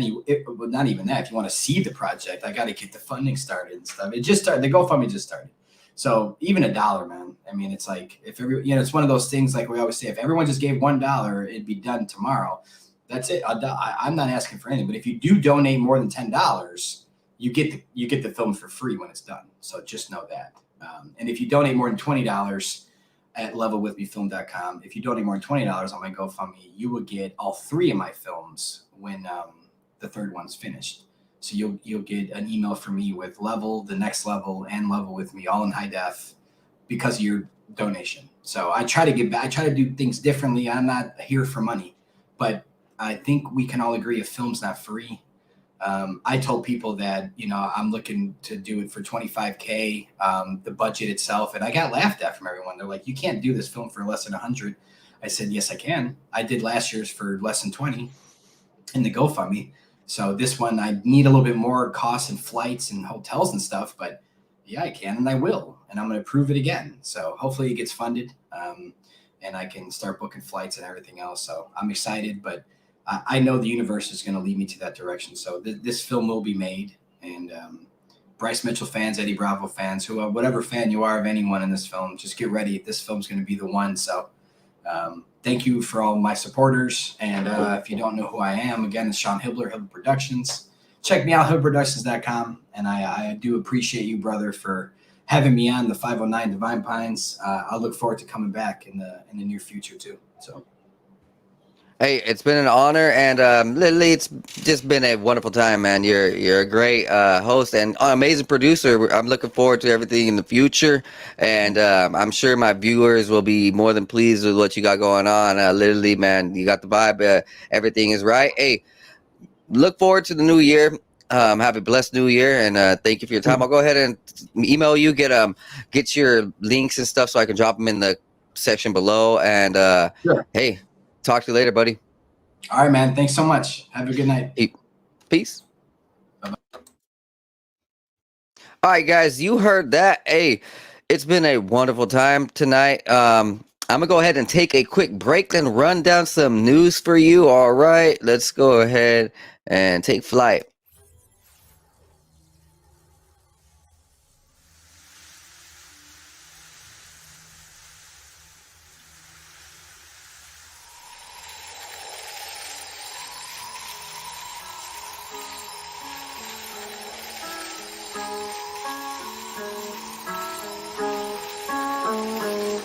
Not new, what I do. I've been at it for a minute, pursuing, doing the damage. New, I would do everything that I said I would do. I gotta have it, so goddamn it, I'ma be everything I plan to be. Glad to see money coming my way, believe I'll achieve anything I put my mind to, or at least I try to. I'm avoiding my doom, manifesting my room. Meditate to ease the flow. Third eye open, see the golden energy. It can enter me, get me to feeling full. Forget my enemies, dead to me, yeah, I proceed to go to a new dimension. Gotta mention it's inside a soul. Go inside, fuck the outside. Never tell lies, show pride for belief. Gotta keep the range wide, so instead I just write another hit. Getting fried, rolling up, smoke another blunt for the good times. Good times, bad times makes for the good rhyme. So it never matters, I just learned, no I can't hide. Thank God for every second was birthed with the mind of an ancient soul who's just waiting for the next sign. I'm always watching, vision like a hawk, have 'em flocking. When I drop it, I'm talking, have 'em knocking. The knowledge that I'm dropping, I'm coming out the noggin, I'm logged in. That's the intuition, nothing wrong with doing what you feel is right. Everybody got this. Usually feel it in the night when I'm dropping knowledge. Never even needed any college or college. People telling people what they want, I do not wish control over anybody. Do it for the profit. That's the reason that they push it. Do it from the cockpit, cause they got the money, want the money on the mob shit. On the mob shit, but I know they ain't gon' make it. Shit is poppin'. At the end of time, new age topics. Revolutionary crusade cross. Here we go to a new space. Yeah, we enter in a new place. Louis V on my shoelace, rolling with the blue face. Yeah, I'm wondering what you chase. Just another dude caught up in the rat race. Moving my pace. Lot of people looking at me sideways. I chase future preparations. Gotta go through my face till I feel ready to rearrange it. Happen on a daily faces, tripping oasis. Met so many people that I can't see through their faces and touch, so I'm reading minds, feel like I'm evasive, persuasive, cause I feel the vibe, manipulation, I'm patient. Yeah, I feel the vibe, then work to change it. Manifestation, blessings is what I'm chasing. Quantum physics, I'm about to take the time and rearrange it. I play with reality, can't feel like I'm basic. Most people shut it down, don't wanna embrace it. Replacing out. Hello, yo, welcome back. Oh man, my energy has been through the roof. I've just been finding the energy within my spirit. Like literally, okay, I pray a lot, I dream a lot, and I'm literally, in this meditative state. So, once you actually understand what you're thinking on a conscious level and like, manifestation, vibration, you can really take yourself to a new height. And with that, let's roll on to the news. Doo. Hey, where's the soundboard? There we go. All right, guys, one sec. So this is freaking interesting. Look, I'm a fan of this. This is good because, man, bro, if you know what's out there, you will literally trip out. If you've heard about what is on these pornography sites. Now, look, this is from the Washington Examiner. Government ID now requires pornography from today, January 3rd, 2023. Louisiana residents now have to submit proof of their age to access porn. Thanks to a law that went into effect January 1st, the state implemented a law on Sunday that will require residents to submit evidence of a government-provided ID to confirm their age before being allowed to access websites where the content is 33% more pornographic.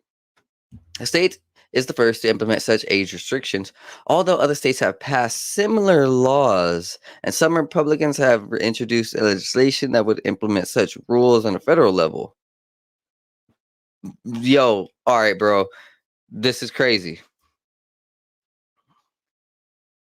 So here's a little here's a little video. Let's play it.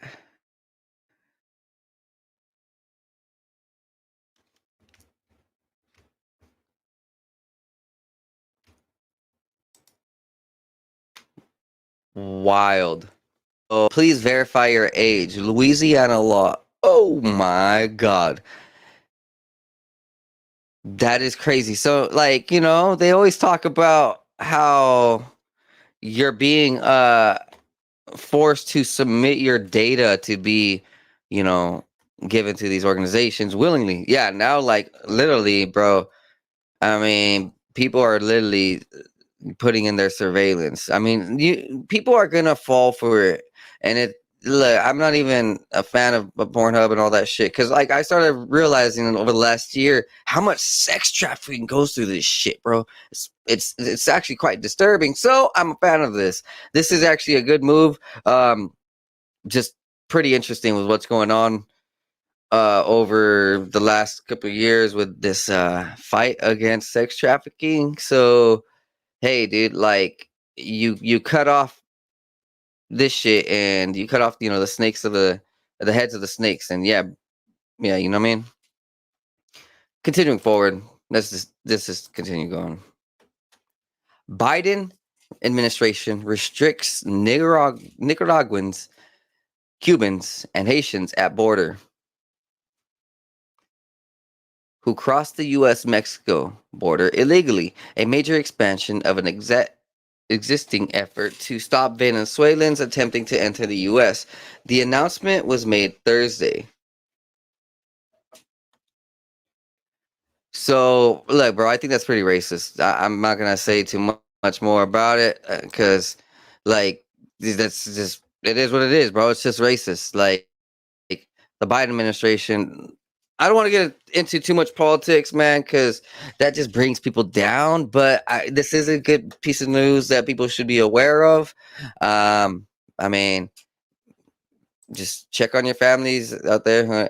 I do have Cuban friends and people, hey, I'm sure other people have Cuban friends.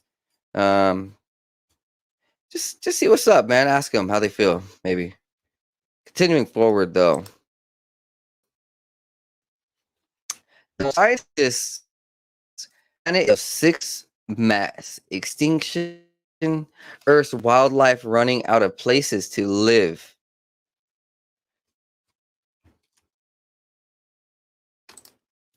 In what year will the human population grow too large for the Earth to sustain? The answer is about 1970. According to the research by the World Wildlife Fund, in 1970, the planet's 3.5 billion people were sustainable. But on this day, the population is 8 billion. Today, wild plants and animals are running out of places to live. The scientists you're about to meet say the Earth is suffering a crisis of mass extinction on a scale unseen since the dinosaurs. We're going to show you a possible solution, but first, have a look at how humanity is already suffering from the vanishing wild. In Washington state, the Salish Sea helped feed the world. With the time to be fishing. That's what it feels like, says Dana Wilson.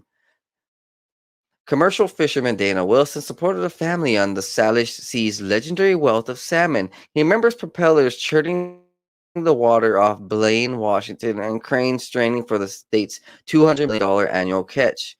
That used to be a buying station. They're gone now. They don't buy anymore. So that building over there used to buy salmon. They don't buy salmon anymore. It's just not here.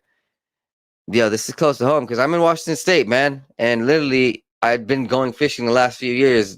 Like, oh, okay. Anyways, let's continue forward. In 1991, one salmon species was endangered. Today, 14 salmon populations are foundering.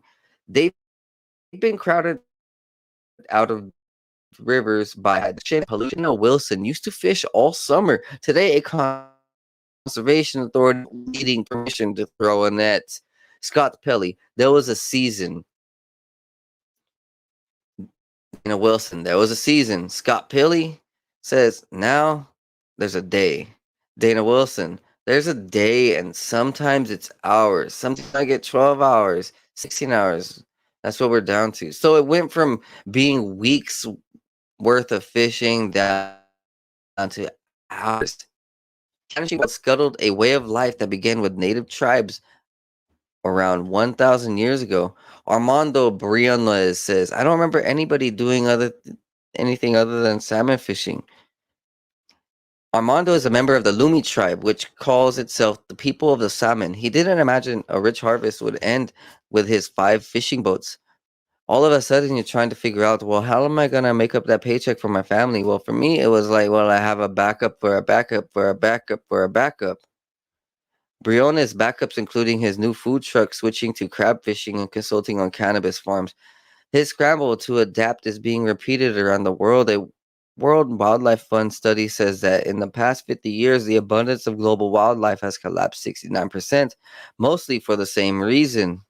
Paul Ilrich says, too many people, too many consumption and growth mania. At the age of 90, biologist Paul Ehrlich may have lived long enough to see some of his dire prophecies come true. Scott Pelley asks, you seem to be saying that humanity is not sustainable. Paul Ehrlich says, oh, humanity not sustainable. To maintain our lifestyle for the entire planet, you'd need 5 more Earths. Not clear where they're going to come from. Well, with my talk today with Sean Hibbeler, we kind of delved into that. And with the disclosure that's been happening over the last few years, I think we're going to start seeing things just appear out of nowhere. I'll just leave it at that. Scott Pelley asked, just in terms of the resources that would be required, Paul Ehrlich says, resources that would be required, the systems that support our lives, which of course are the biodiversity that we're wiping out. Humanity is a very busily sitting on a limb that we're sawing off. In 1968, Ehrlich, a biology professor at Stanford, became a doomsday celebrity with the bestseller forecasting the collapse of nature. Scott Pelley, when the population bomb came out, you were described as an alarmist. Paul Ehrlich, I was alarmed. I am still alarmed. All of my colleagues are alarmed. The alarm Ehrlich sounded in 1968 warned that overpopulation would trigger widespread famine. He was wrong about that. The Green Revolution fed the world, but he also wrote in 1968 that heat from greenhouse gas all around humanity would overwhelm the wild. Today, humans have taken over 70% of the planet's land and 70% of the fresh water. I don't think that's true. Paul Ehrlich says the rate of extinction is extraordinarily high now and getting higher of all in all of history. So, okay, I kind of do see that there is a push to save humanity because, like, all right, it's not us, it's the big organizations, the oil drilling that they're accidentally oil spills, right? You know, a lot of oil spills damaging ecosystems. Same thing with the gas line, gas pipes. Yeah, it was damaged and blew up by, you know, terrorists and blah blah blah. And then so okay, you know, you kind of see it, right? The deforestation. It's not us, it's them. So that's, I think, the side that we should all be alarmed at. How about that, huh? We know the rate of extinction is extraordinarily high because of the study of the fossil record by the biologist Tony Bernarski, Ehrlich Stanford's colleague. Tony Bernarski, the data says rock solid. I don't think you'll find a scientist that will say we're not in an extinction crisis. Barnowski's research suggests today rate of extinction is up by 100 times faster than it is typical in nearly 4 billion years in history. These peaks represent the few times that life collapsed globally, and the last was the dinosaurs 66 million years ago. Tony Barnarski says there are 5 times in Earth history where we had mass extinctions, and by the mass extinctions, I mean at least 75%, 3/4 of the known species disappearing from the face of the Earth. We're now witnessing what a lot of people are calling the 6th mass extinction, where the same thing could happen on our watch. Liz Hadley says it's a horrific state that the planet is when consuming as the common species. The ubiquitous species that we're familiar with is declining.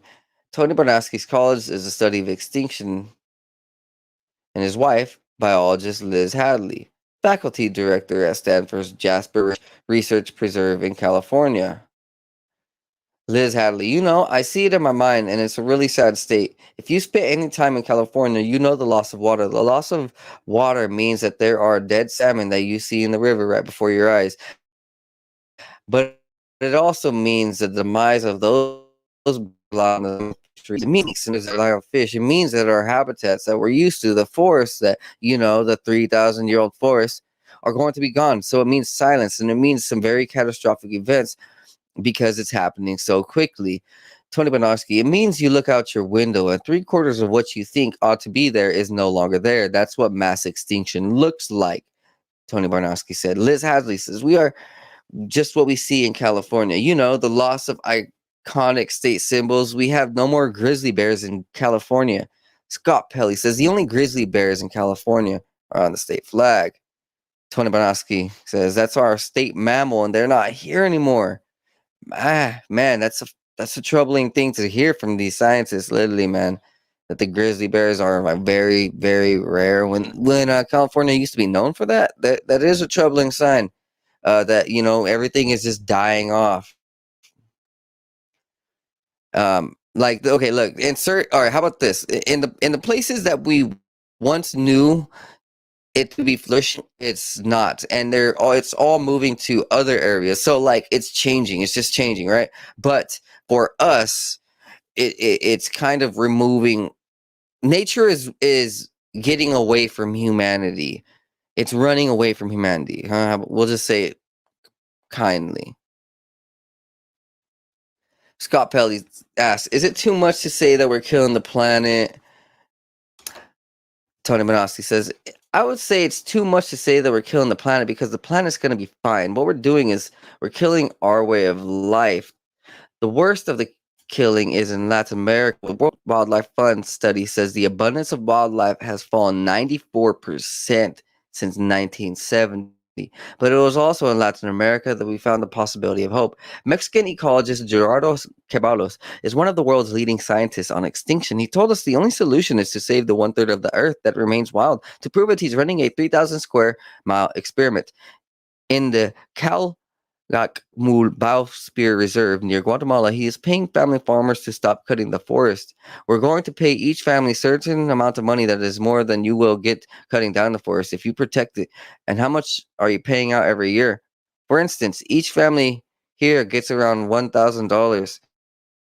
More than enough here to make up for the lost farmland. In total, that's come out to 1.5 million a year, or about 2,000 per square mile. The tab is paid through the charity of wealthy donors.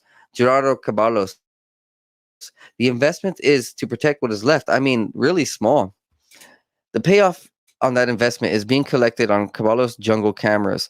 30 years ago, the jaguar was nearly extinct in Mexico. Now Caballos says they've rebounded to about 600 in the reserve. Scott Pelly. There are other places where reserves around the world where they've been able to increase the populations of certain species, but I wonder, are all these little success stories enough to prevent mass extinction? Gerardo Caballo says all the big success that we have in protecting forests and recovering animals like tigers in India, jaguars in Mexico, elephants in Botswana, and so on are incredible, amazing successes, but they are like grains of sand in a beach. And to really make an impact, we need to scale this times more. So they are important because they give us hope. They are completely insufficient to cope with climate change. All right, so I'm gonna interject. So I think last week, right, I referenced an article where they are releasing woolly mammoths back into the wild within the next year. That is not a joke. They have recreated, or they are recreating, or something along those lines, where no matter what, we're going to start seeing these mammoths come back into nature by the scientists' way of cloning. They're cloning these things. You know, they're finding ancient DNA, putting it in a petri dish, doing all this crazy stuff in a big device, and blah blah blah, making a clone, a new recreation. They're doing crazy shit, and so I can see how. Look. He says we're going to need to scale this up 10,000 times. Look, a woolly mammoth is huge. I can already expect that there's a lot of scientists recreating ancient mammals. I'm going to go ahead and do some more research into that, and but I know for a fact that is where we're headed, in a direction of recreating through cloning a lot of ancient species. It's going to be fascinating. What we will have to do is really understand the climate change and the species extinction is a threat to humanity, and then put all the machinery of society, political, economic, and social towards finding solutions to the problems. Finding solutions to the problems was the goal 2 weeks ago at the UN Biodiversity Conference, where nations agreed to conservation targets. But at the same meeting in 2010, those nations agreed to limit the destruction of the Earth by 2020, and not one of those goals was met. This despite thousands of studies, including the continuing research of Stanford biologist Paul Ehrlich. Paul Ehrlich says, I know there's no political will to do any of the things that I'm concerned with, which is exactly why, and the vast majority of the colleagues, think we've had it, that in the next few decades will be the end of the civilization we're used to. Shit. I mean, that's pretty big. In the 50 years since Ehrlich's population bomb, humanity's feasting on resources has tripled. We're already consuming 178% of what the Earth can regenerate, and considering half humanity, about 4 billion, lives on less than $10 a day, they aspire to cars, air conditioning, and a rich diet, but they won't be fed by the fishermen of Washington's Salish Sea, including Armando Briones. The tribe has been fishing salmon here for hundreds of years, yeah. And your generation is seeing the end of that. It's getting harder and harder. I hate to say, I don't want to say it's the end of it. Why do you feel so emotionally attached to this? It's everything we know. I'm fortunate enough to know that where I know a lot of different things. I've done a lot of different things in my life. I've gotten good at evolving and changing, and not everybody here is built like that. To some of us, this is what they know. This is all they know. The 5 mass extinctions of the ancient past were caused by natural calamities, volcanoes, and an asteroid. Today, if the science is right, humanity may have to survive the 6th mass extinction in a world of its own making. I do see that maybe if we push hard enough, we can at least help our world through the collective efforts. Like, yes, restoring these ecosystems. I'm a big proponent of what's going down in South America. I've been tracking actually what they're referencing in Guatemala for a while. I do know that there in South America, there's this huge effort to really restore the lands, but also like uh, figure out what's underneath it, put back the ancient methods of farming and agriculture and preserving nature. It's happening in Peru. They're doing farming exercises that are ancient. All of South America is trickling with this regeneration, rejuvenation effort. And I can see that it's trickle, and it's like going up here to North America. It's flowing up here to North America, and I'm part of it. I want to see our world restored. I also can see things from the other side where maybe we are just due for mass extinction. But for the most part, let's just try our best to heal. So if we don't heal, but if we do heal, we can look forward. Whether or not we heal or don't heal, science has found trillions of tiny self-replicating satellites could unlock interstellar travel.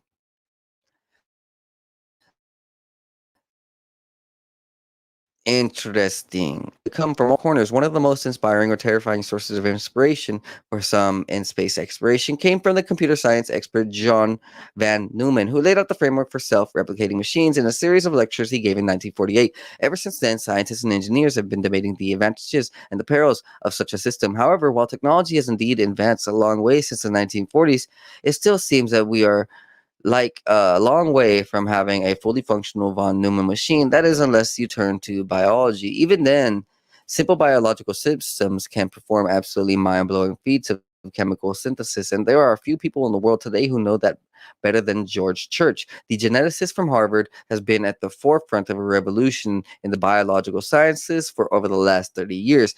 Now he's published a new paper in astrobiology, musing about how biology could aid in creating a picoscale system that could potentially explore other star systems at next to no cost. Picoscale in this context means weighing on the order of 1 picogram. Since the smallest operational satellite ever created so far weighed a mere 33 grams, scaling that down to 12 times that size might sound ambitious, but that's precisely what biological systems could potentially do. A typical bacteria weighs right around 1 picogram, and with sufficiently advanced genetic modification, bacteria could do anything from processing toxic waste to emitting light. Therefore, Dr. Church thinks that we might make an excellent interstellar exploration tool. The basis for that argument comes down to a combination of cost and statistics. Cost is a simple explanation of how much money it takes to get material into orbit.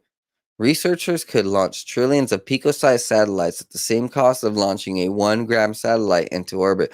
On the surface, that seems like a pretty good value proposition. Statistics dictate that uncertainty that comes with sending a probe to another star system. Since humanity has never done that before, it's hard to know what chances one might have of surviving.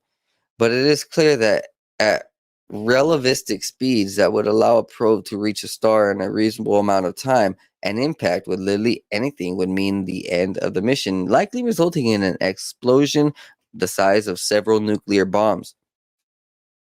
With trillions of smaller probes, there is a much higher likelihood that at least some would get through and make it to the destination star system. Even those that are traveling at relativistic speeds wouldn't have too great of an impact on anything they come in contact with, thereby not necessarily wiping out all of their traveling companions at once. So there's obviously some advantages to a pico-sized gram probe, but what happens when the probe reaches the star system? It wouldn't be particularly interesting just to push a bacteria to Alpha Centauri only to have it do nothing than speed through that star system upon arrival. Church suggests that a single bacteria or von Neumann probe could in theory create a communication device that we could detect from Earth. To do so, It could use the presence of either bioluminescence or reflectance. Bioluminescence, or light emitted from biological organisms, would theoretically be detectable on the surface or in the atmosphere of exoplanets. The probe itself could be programmed to reproduce and fluoresce brightly enough that we could detect it. It would also theoretically send back some sort of information as part of the signal, such as by varying the frequency of the pulses of wavelength of light, if it had been appropriately trained beforehand. Alternatively, another biological phenomenon could provide a basis for communicating using light reflectance, and more interestingly, modifiable reflectance could serve again as a basis for communication protocol. Plenty of biological methods and materials have had high reflectance rates, and some can be modified based on the living creature controlling them. By reflecting a laser aimed at the planet it resides on, a von Neumann probe could potentially send encoded messages back to Earth by varying the wavelength of that reflected signal. Even though experiments about these kinds of potential outcomes push the boundaries of what is known, Dr. Church himself willingly admits, as he repeatedly says in the paper, much further work on this topic would make an interesting laboratory challenge. So, it's just fascinating what they're thinking of. Let's watch this video. Just self-replicating machines, so we can go ahead and give you guys a quick little rundown.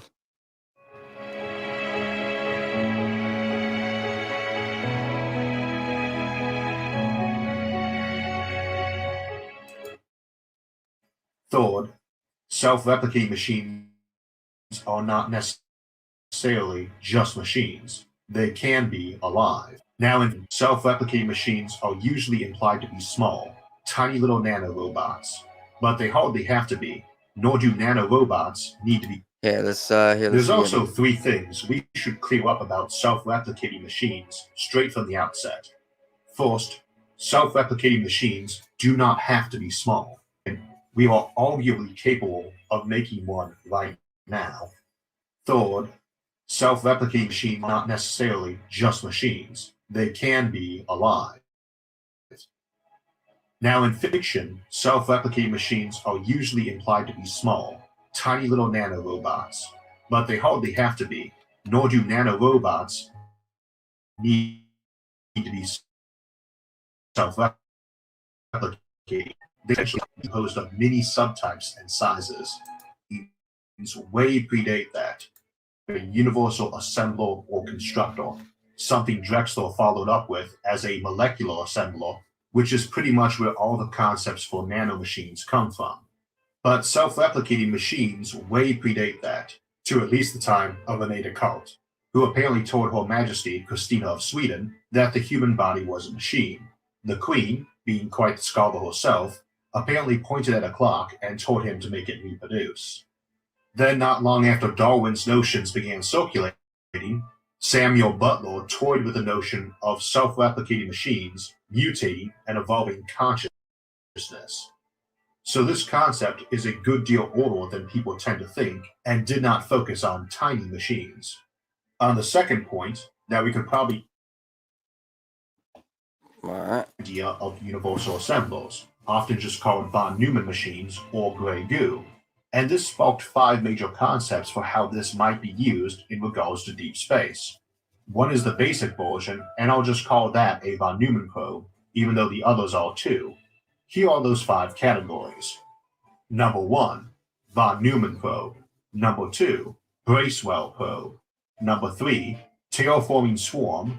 Number 4, berserker swarm. Number 5, gray goo swarm. A basic von Neumann probe is simply an interstellar probe able to maintain itself with little robots and stop over places to repair and reproduce copies of itself to explore more places. Now, in practice, if it can self-repair this way, you are better off launching all your probes from our own solar system. Even if you needed to budget 100 tons for each probe, about 10 times what the Hubble telescope mass is, you could still get away with manufacturing 1 trillion of them, more than the number of stars, then set up hello All right. with a decent and then set up shop nearby there and set around transmitting a repeating radio loop of how to make contact with us and some basic info about us. Sort of a giant flashing neon sign saying hello, here's our phone number, along with a Rosetta Stone for how to talk to us.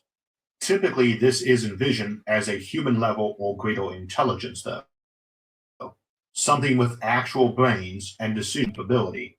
Now, technically, a Bracewell probe does not have to be a von Neumann machine, but considering the timelines for interstellar travel and how long it might need to wait when it arrived, you would need to be building the components All right. unbelievably All tough. right. We're not to gonna watch this expect it to video. This is too much. I'm gonna continue forward.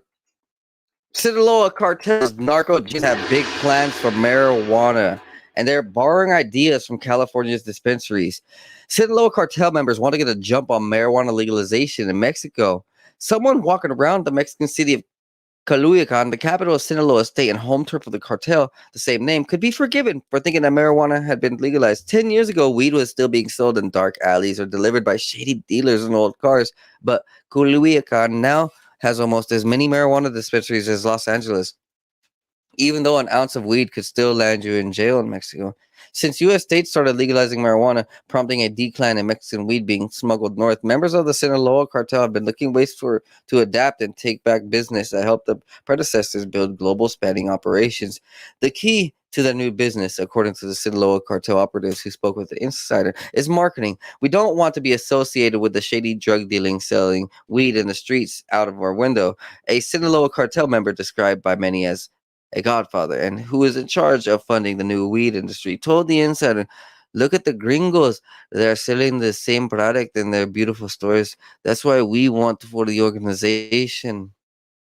The organization, a term that members prefer over cartel, restructured its weed business and began a trial and error phase in Culuyacan at the direction of Ivan Archivaldo Guzman Salazar, one of the Joaquin El Chapo Guzman's sons with his first wife. According to the Godfather, who, like others quoted in the story, was granted anonymity in order to avoid retaliation, Guzman Salazar and his brothers, known as Los Chapitos, and the members of a larger group of the young cartel scions known as Narco Juniors have made the Culiacan their stronghold and a focal point of their efforts to expand their marijuana business. The juniors have put a lot of money into this, but more than money, they were extremely cautious of the people they relied on, the Godfather said.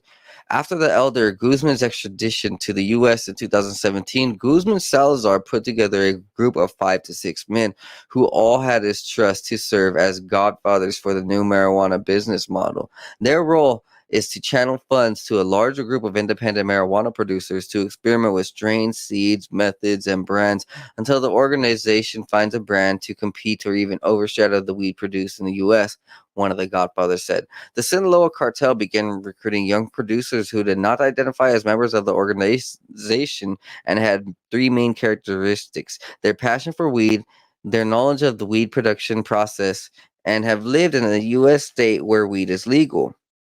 My godfather asked me very straight up if I really knew what I was doing, one of the local producers who had lived in California told the Insider. I confessed that I had already started a small greenhouse for my own consumption, but if he were to trust me enough to fund me for a bigger one, I could make the best weed in Sinaloa. The producer, a 31-year-old man originally from Culiacan, allowed Insider to enter one of his greenhouses, a state-of-the-art indoor operation with over 200 small marijuana plants. The plants were cared for by heat and lights, with security cameras and music running 24/7. What we are trying to do is very simple: to produce the best weed in the world. We buy seeds from the US, from Europe, from Canada, and then we mix them and experiment with them until we get new strains original to Sinaloa. After the plants are fully grown, the weed produced in the greenhouse is taken into a different location managed by different people, where they make pre-rolled joints, concentrates, edibles, and a dozen other products. The manufacturing place is a large house in the middle class neighboring of Culiacan, where some 5 men oversee operations. Each room has a different process: one for stashing the bags of weed coming from greenhouses, another to fill the pearls, another to press the weed with heat to produce concentrates, and one to package and brand everything. The best sellers are the pre-rolled cigarettes, and we make those by hand. A man in charge of the manufacturing process. We hired 3 people to roll joints, and we are manufacturing around 1,200 to 1,500 a week. These manufacturers alone sell 1,200 pre-rolled weed cigarettes, each for 140 Mexican pesos, or about $7, making around 400,000 a year. The Godfather said the organization had at least 20 different manufacturing houses under different brands. Insider conducted interviews in a house producing Star Kush, which is likely Culiacan's most well-known brand. Its logo has an astronaut eating a slice of pizza. The pizza is used by the Sinaloa cartel to reference La Chapiza, the people working for the elder Guzman and his sons. The astronaut sits on top of a huge tomato, a reference to Culiacan, which is Mexico's biggest tomato exporter. The products are sold at about 20 dispensaries scattered around the city and owned by the same godfathers funding the operations. Guzman Salazar received more than 30% of the revenue, and the people interviewed, are very lucky to go ahead and interview these people. I ain't gonna lie.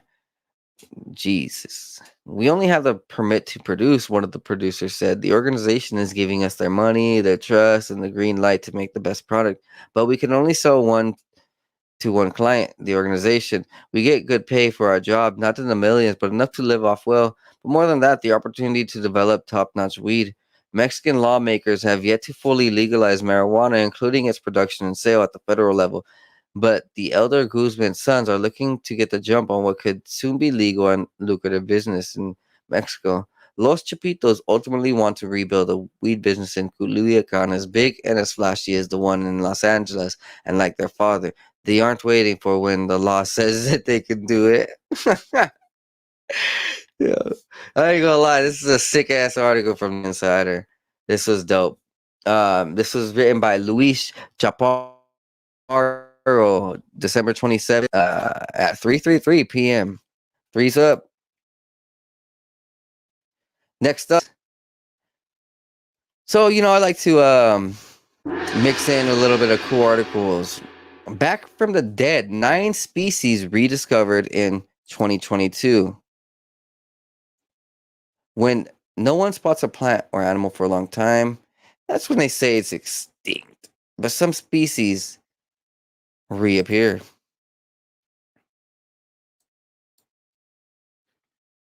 Here are 9 species that came back from the dead in 2022. The black-naped pheasant pigeon, first documented in 1882. This chicken-sized bird was caught on camera for the first time ever this year.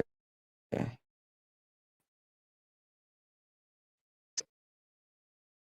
If we can see it.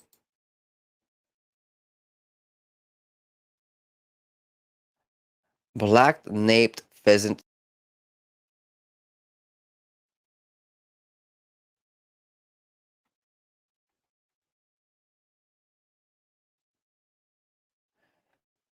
In Papua New Guinea, this was spotted. Let's go ahead and check it out. Look at this. Hey, I ain't gonna lie, this bird is pretty dope. Check it out. He's like, I'm alive, suckers. I'm alive. For a month, the researchers have traversed slender mountains, ridges, crossed and recrossed rivers that roared through canyons, cloaked in tropical forests, and endured bloodthirsty mosquitoes and leeches all day in search of something that probably didn't exist. They had just hours left for searching before they had to leave Ferguson Island off the east coast of Papua New Guinea. Jordan Boersma reckoned their chance of success was less than 1%. The camera's display was tiny, but there was no mistaking the creature it showed.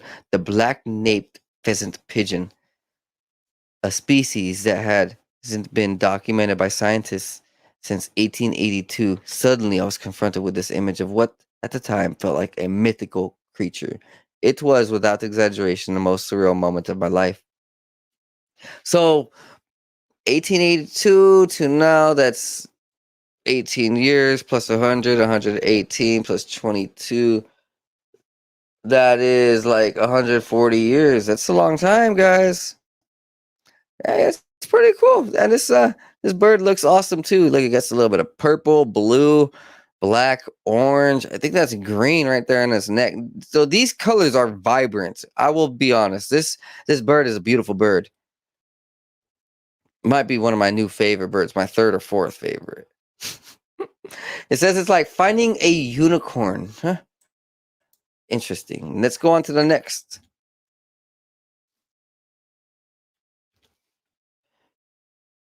The horseshoe bat. This funny nosed, big eared bat was lost to science since 1981. So, dang, check it out, guys. Look at this ugly thing. This thing is like the ugliest thing in the world. Look at its big old ears, bro. Jesus, funny nose. That is a funny nose. So this is what is, I, dude, I don't even know what this is, bro. This looks like some alien, but it's called Hill's horseshoe bat, and it's been lost for what, 41 years? Jeez. Put that thing back in the box. I'm just playing. You know, who knows what it's good for. But continuing on. It was rediscovered during an 8th-year bat survey at Nuingui National Park in Rwanda. Interesting. Scientists also recorded several other bat species in the park that hadn't been found there before. I don't even want to know where the Rwanda war started, but hey, I'm glad that the bat has been found again. Next up is Gasteranthus extinctus. This rare tropical plant was named to predict what scientists thought would be its extinction. So, let's see.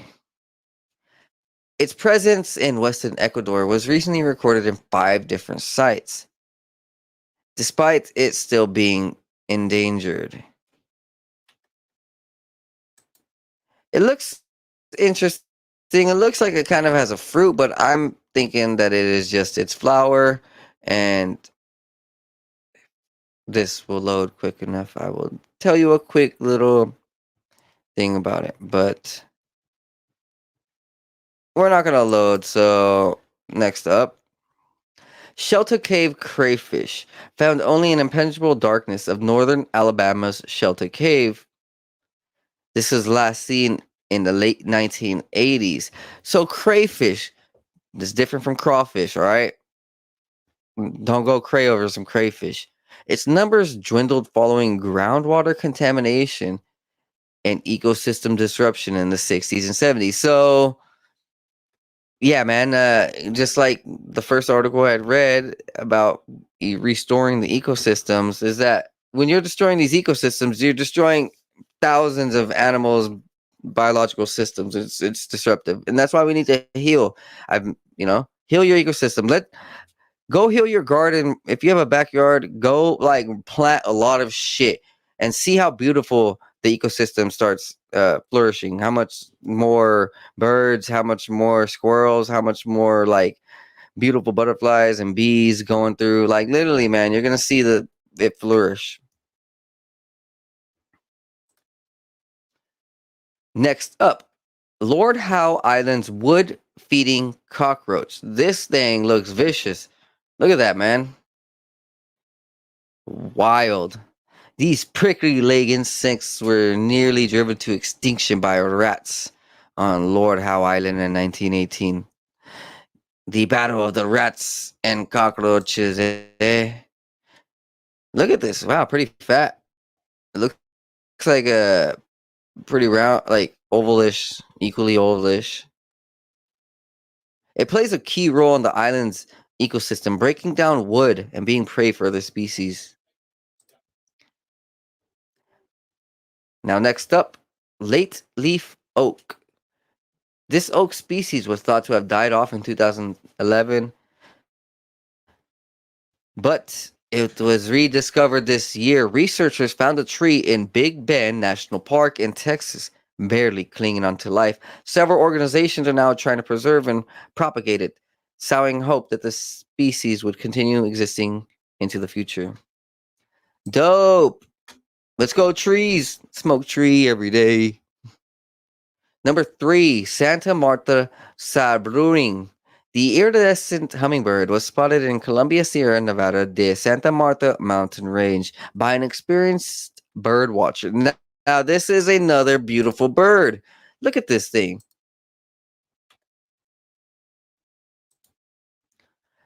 It's the first time anyone had formally recorded this bird since 2011. Before that, the Santa Marta sabredoring hadn't been seen since 1946. So this comes around every now and then. What's up with these interesting colored birds and animals and things out to nature, like being very hidden? I mean, they're probably smart. They're probably like, my fur is a different color. I need to hide. Like, cause look, bro, animal abusers who are gonna go hunt for fur, yeah, they would go for this shit. I'll be honest, they would go for this stuff. They like literally, bro. This is probably like the top of the line, like for price.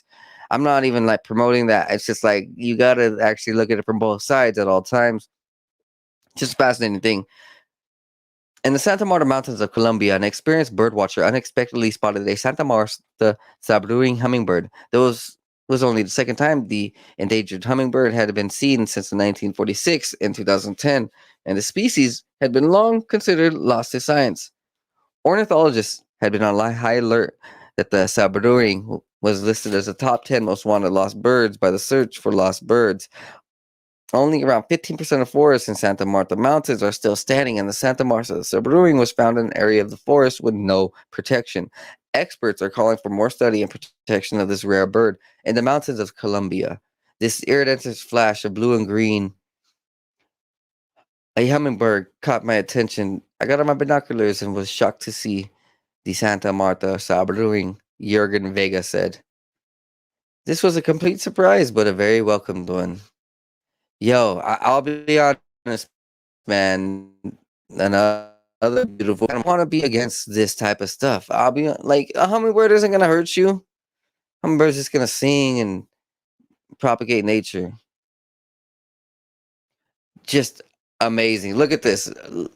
Whoo, deep purple, some nice blue, like amazing iridescent blue green. So that purple is iridescent blue purple, and then down here it's like an iridescent black gold, or like just oh my god, dude, look at this dark, like blue down here, darker blue all alone, black and blue. Yeah, it's just a beautiful bird.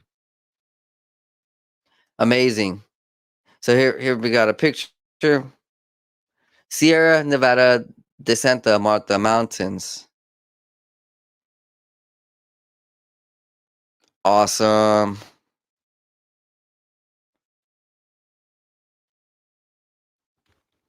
Let's move forward. Number 2, Fernandina Island giant tortoise. A tortoise nicknamed Fernanda took a DNA test, which revealed she was the last member of her species. Fernanda is a Fernandina Island giant tortoise, or Chiolinodas fantasticus. The species was last documented in 1906, which looked a lot different than Fernanda, given that it was a male tortoise as well. The Galapagos giant tortoise has been a mystery, with the species known from a single specimen in 1906. In 2019, a female tortoise living on the island provided opportunity. By sequencing the genomes of both individuals and comparing them to all living species in the Galapagos giant tortoises, here we are shown that the two known Fernandina tortoises are from the same lineage and distinct from all others.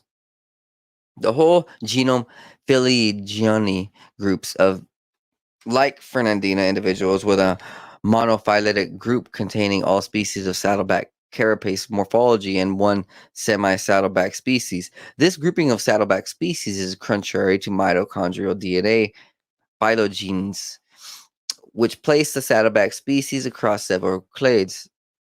This results imply the continued existence of the lineage long considered extinct, with current known population size of a single individual. Whew, Jesus bless this. Pretty interesting. So they're showing a picture right here.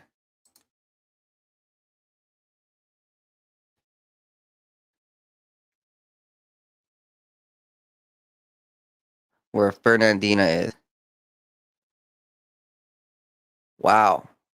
One giant tortoise. So we see the female on top left, and we see the male on the bottom left.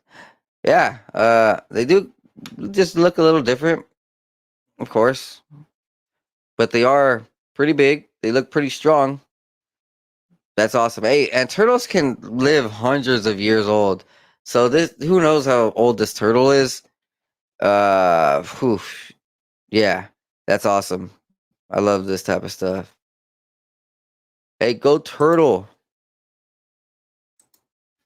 Number one, Harley Quinn frogs. As many as 32 different species of striking Harley Quinn frogs, once thought to be extinct, were recently discovered in Ecuador. I don't know if these are the psychedelic frogs, so don't go licking them. All right, guys.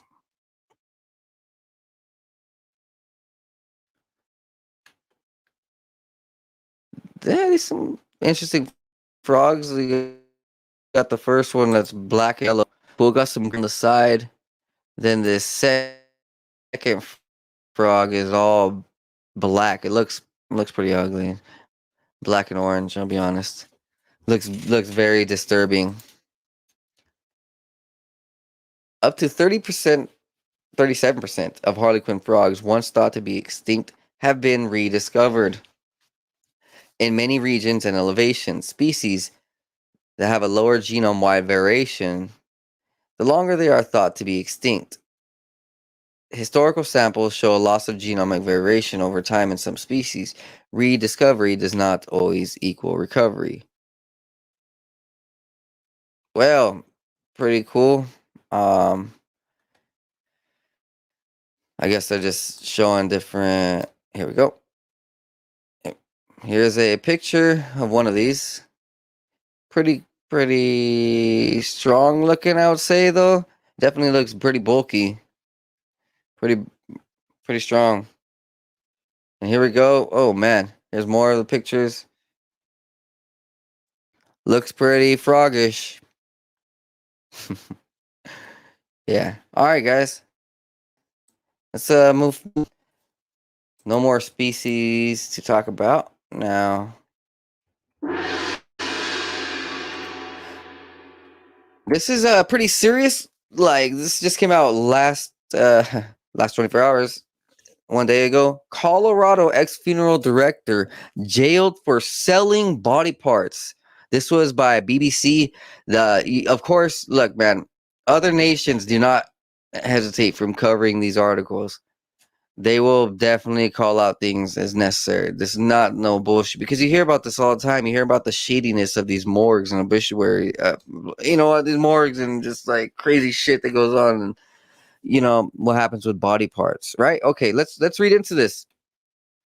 Megan Hess, 46, and Shirley Koch, 69, dissected more than 560 corpses between 2010 and 2018, selling parts to medical training companies, which did not know they had been fraudulently acquired. Entire bodies were sold in some cases, prosecutors said. It is legal in the U.S. to donate organs, but not sell them. Hess was sentenced to 20 years in jail, and Koch to 15. Heck, who ran the Sunset Mesa funeral home in the town of Montrose, charged families up to $1,000 for cremations that never took place and offered them free of charge in exchange for body part donations in some cases. Without consent and using forged donor forms, she then sold body parts including arms, legs, and heads through donor services. Wow. Her side business on the same premises. Several relatives who had used Hess for cremations later learned that they had received back ashes mixed with the remains of other people. These two women preyed on vulnerable victims who turned to them in a time of grief and sadness. Leonard Corolla, the FBI special agent in charge in Denver, said in a statement, but instead of offering guidance, these greedy women betrayed the trust of hundreds of victims and mutilated their loved ones. The case was triggered by Reuters' investigation, which led to an FBI raid of the home in 2018. Emotional victim statements dominated Tuesday's sentence hearing. When Megan stole my mom's heart, she broke mine, said Nancy Overhoff, according to the Denver Post. Aaron Smith said, "We came today to hear the handcuffs click." describing it as the most emotionally draining case I have ever experienced on the bench. That is sick, dude. Shit. Lighten up a little bit, am I right? Because there's still stuff like this going on. Parents turn in teens accused of stealing $1,000 plus in crystals. What are they thinking? What? Well, come on! Crystals are free, you can go down to a local river and dig for an hour and find some crystals. Okay, not every river, but you can go out in your forest. You can go out. Look, dude. Oh my God, crystal sites and quarry sites, crystal quarries, and just like places where you can find gemstones, agates, and all these different things are everywhere. It's abundant. You have to be an idiot to want to steal this. Corey Taylor, the owner of Soul Garden Holistic Healing, participated in a December 16th event called Magic on Main, where the Woodland community was invited to stop by local shops. But after the night was over, Taylor noticed some products were missing. She checked her security cameras and saw a group of 7 or 8 teenage girls allegedly stealing the merchandise after picking it up from the shelf. So basically, it was just like them doing this number and putting down their sweatpants. Taylor posted to Facebook asking the community's help. Just days later, she was shocked when the parents of some of the teens came to the shop to give back what had allegedly been stolen. There was a gal who came in. She just asked if I was Corey, and I was like, yeah. She was like, I have a couple of people that need to talk to you. And she brought in the children and a lot of my products. So far, about half of the teams who allegedly stole the merchandise have come forward to return the items. The total is about $1,200 so far, but Taylor says the conversations she had with the teenagers were priceless. We just had a really personable talk about what our choices can lead to. We were crying and hugging it out, and it was very heartwarming how it all ended. She decided to not press charges and wants these teachable moments to make a difference. It's nice to see the little ones turning a new leaf, hopefully, and learning from their mistakes.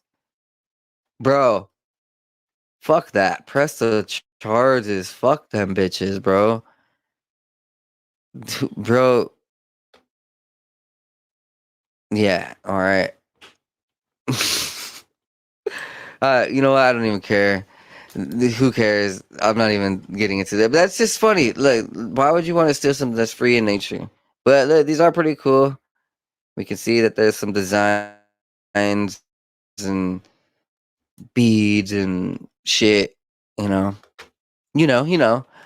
It's like a dragon head. Looks like a jaguar, or I don't know, some type of other animal over there. Pretty cool. Looks pretty nice. I'll be honest. That does look like good stuff. I would buy. I'm not gonna steal. All right.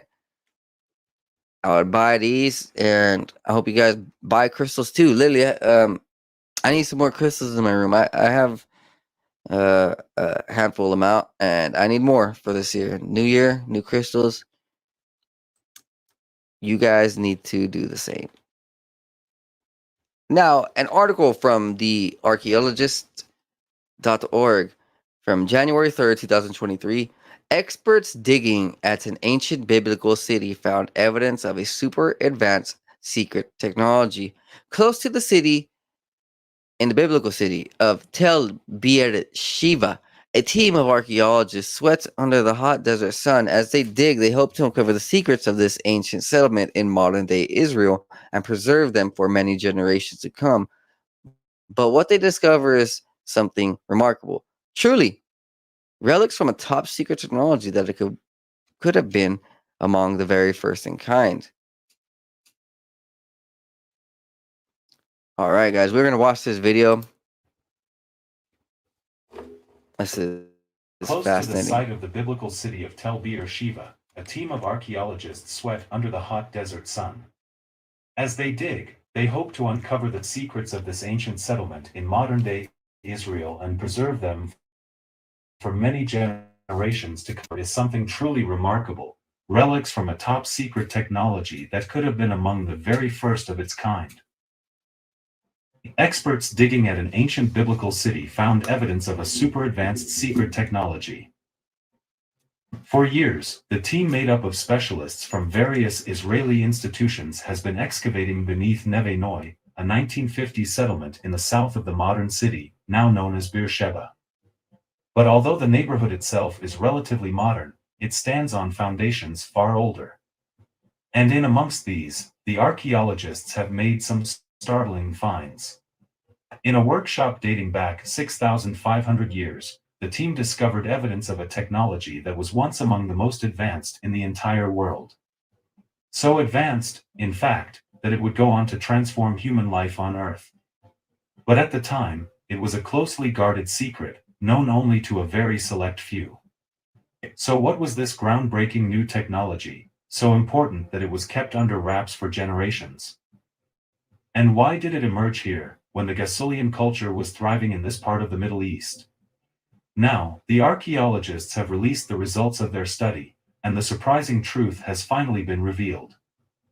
Amazingly, this discovery at Beersheba is believed to date back to the Chalcolithic period, an era which began about 6,500 years ago. But the first written mention of the city occurs in the Bible, where it is described as the home of the three patriarchs. According to Genesis, it is where some of the most pivotal events in the founding of Judaism took place.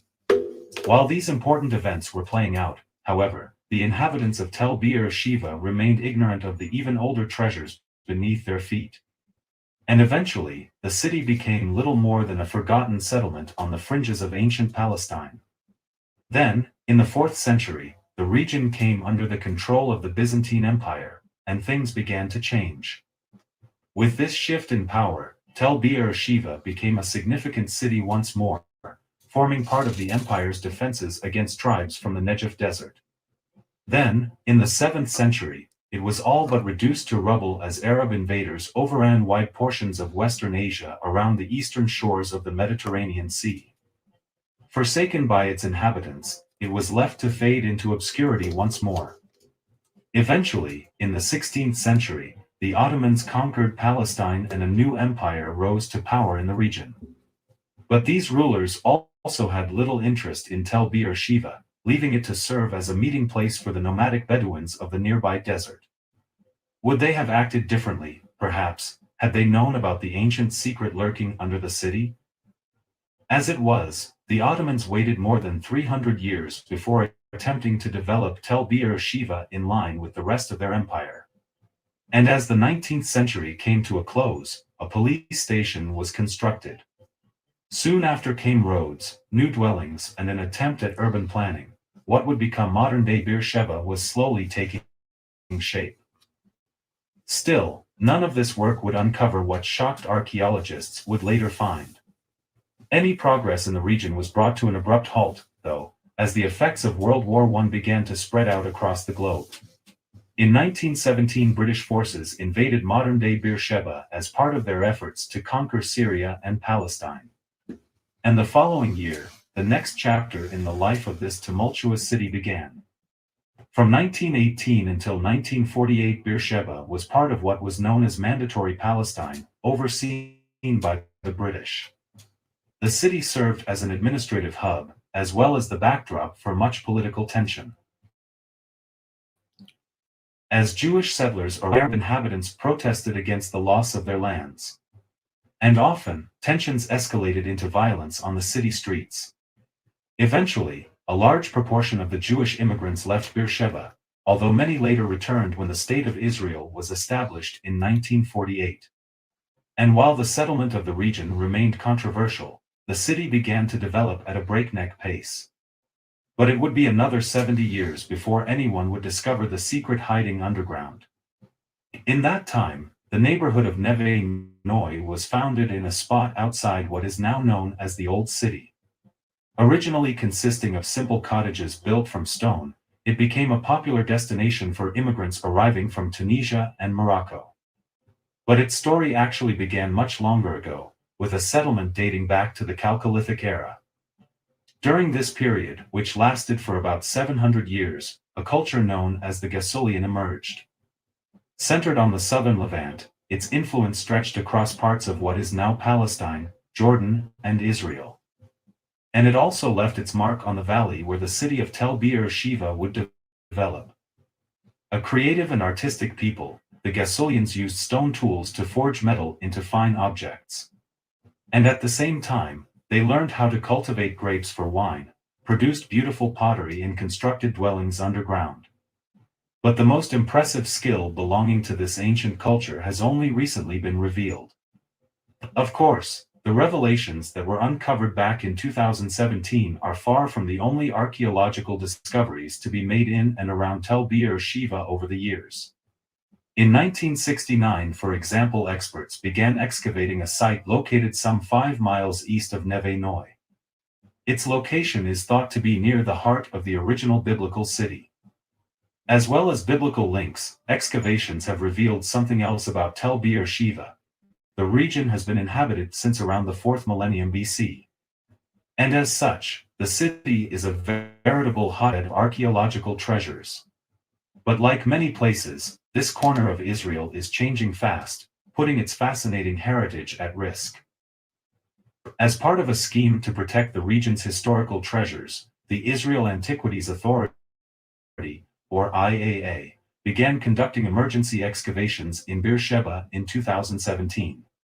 And in the neighborhood of Neve Noi, they certainly found something worth protecting. In fact, it was a relic so valuable that the organization commissioned an extensive study that would take years to complete. In Neve Noi, experts from Tel Aviv University and the Geological Survey of Israel joined forces with the IAA to excavate the fascinating site. And what they found confirmed the groundbreaking nature of the initial find. In September 2020, they eventually published the results of their study in the Journal of Archaeological Science, reports. So what had these archaeologists found beneath the unassuming streets of Neve Noi? According to the study, they had uncovered what could be the earliest example of a technology that would go on to change the world. Here, artisans fine-tuned a process that would ultimately launch humanity into its next age. What the archaeologists found, it was revealed, is believed to be the first example of a furnace used for smelting copper ore, found anywhere in the world. In fact, they uncovered an entire workshop dedicated to the technology, which would have been exceptionally advanced for its time. But what exactly is the significance of this find? When humans first discovered copper ore, experts believe, they were content with hammering the material and using it to make attractive, green-hued ornaments. But after millennia had passed, they began to wonder what else they could do with this substance. Eventually, they began melting it inside pottery vessels known as crucibles, extracting pure metal from the ore for the first time. The real revelation came, however, when humans invented the furnace, allowing them to smelt large amounts of copper ore. And now, archaeologists have located one of the very earliest known examples of this game-changing technology in Tel Beer-Sheva. In fact, according to the study, numerous examples from the same period have been discovered across the biblical city. Of course, this discovery is not concrete evidence that furnaces originated in Tel Beer-Sheva. But representing as it does as the earliest permanent and non-portable example ever found, it highlights just how advanced the Galileans were for their time. And as such, it has shed new light on how this ancient society functioned towards the Neolithic era. The excavation revealed evidence for domestic production from the Chalcolithic period, about 6,500 years ago. The IAA's Talia Abulafia told the news website phys.org in October 2020. The surprising finds include a small workshop for smelting copper with shards of a furnace, a small installation made of tin in which copper ore was smelted, as well as a lot of copper slag. According to the study, the workshop at Neve Noi produced metal from copper ore in 2 phases. First, it seems, ore would be heated inside the furnace, before being transferred to a crucible, where it would be further purified. But the specific details of the process would have been regarded as highly valuable knowledge at the time, kept a closely guarded secret from prying eyes. Historically, furnaces have typically been built in close proximity to the mines which produce the ore for smelting. But at Neve Noi, things were different. In fact, analysis of the resulting metal's chemical signature revealed that raw materials were hauled to the site from another location, Wadi Faynan, some 60 miles to the east. So why the long journey? Although they cannot be sure, experts suspect that this decision was made in order to keep valuable knowledge about the process under wraps.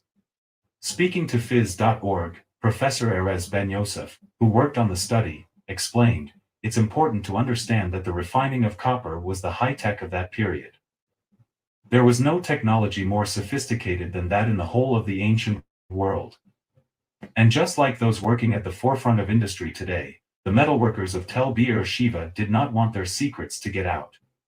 Ben Yosef continued, "Tossing lumps of ore into a fire will get you nowhere. You need certain knowledge for building special furnaces that can reach very high temperatures while maintaining low levels of oxygen."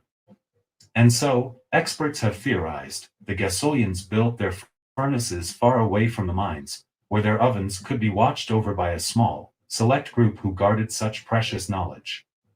According to Ben Yosef, at the beginning of the metallurgical revolution, the secret of metalworking was kept by guilds of experts. All over the world, we see metalworkers' quarters within Chalcolithic settlements, like the neighborhood we found in Tel Be'er-Sheva. Interestingly, this find hasn't just shed a light on the early days of metalworking, it has illuminated Chalcolithic society as a whole.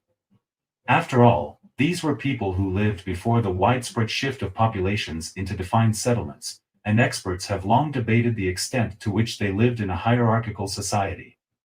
But discoveries such as this clearly point to the existence of a clique equipped with secret knowledge. According to the study, this elite, based in Tel Be'er-Sheva, traded with the people of Wadi Faynan, acquiring the ore necessary for the smelting process. But in the mining regions, people were kept in the dark about this mysterious art. In fact, there is evidence to suggest that the tricks of the trade were not even shared between different workshops or guilds. Apparently, analysis has revealed that each establishment stuck to its own individual version of the process, approaching the art of copper smelting in a slightly different way. According to Ben Yosef, it was a process not dissimilar to the research and development techniques that modern companies employ. And as a result, the workshops of Tel Be'er-Sheva found themselves at the forefront of a technological revolution. The furnaces were the result of prehistoric R&D by groups of people as curious as we are today, investing time, Ben Yosef told the Israeli newspaper Haaretz in October 2020. Scientific exploration wasn't invented today, it's human nature. Human nature is to be curious and to explore. Society encouraged them to explore, to find cool new stuff. But what was the significance of Tel Be'er-Sheva, and why did the guilds decide to hone their craft in that specific region? According to experts, it could have been because the settlement was close to a wadi, or valley, which held water throughout the year. And as such, it would have provided the ideal conditions for smelting copper ore. So what did the metalworkers of Tel Be'er-Sheva choose to do with their discovery? Compared to the much smaller crucibles, the furnaces allowed the guilds to produce far more copper than before. But it would be a long time before mankind would find a practical purpose for this groundbreaking new invention. In fact, the copper produced in the furnaces would have been too malleable to create anything of great function. And so, the metalworkers focused on producing decorative items for use in rituals instead. According to Ben Yosef, this distinction provides a fascinating insight into the evolving relationship between technology and mankind. They say necessity is the mother of invention, Ben Yosef told Haaretz. We need a better weapon, so we invent a new material. But the story of metal shows it isn't necessarily so. It started with an aesthetic. For thousands of years the use of metals was non-functional, not to do with material improvement. Despite the efforts of Tel Be'er-Sheva's secretive guilds, the practice of metalworking would eventually spread across the ancient world. And with it came the realization that copper, when hammered, could be hardened into something more suitable for tools. But it wasn't until the discovery of bronze that these new technologies would really bring about drastic global change. Today, we use metal in ways which the inhabitants of ancient Neve Noi would likely have found impossible to imagine. From the objects which furnish our homes to the parts that power our cell phones and computers, it's a material that permeates our everyday lives. And yet, few are aware of how this story began. Now, thanks to the work of archaeologists, All right, guys, and that is all for today. Hey, I hope you guys have been enjoying this broadcast. Hey, don't forget to like, subscribe, and share. Tell your friends, tell your mom, tell your dad, tell your dog, and smoke your dog out. I'm just playing. Hey, go roll a joint, be blessed, and be high. I will see you next time. Tomorrow, I got Queen of the Sun, and be excited because that's going to be a good one. Peace.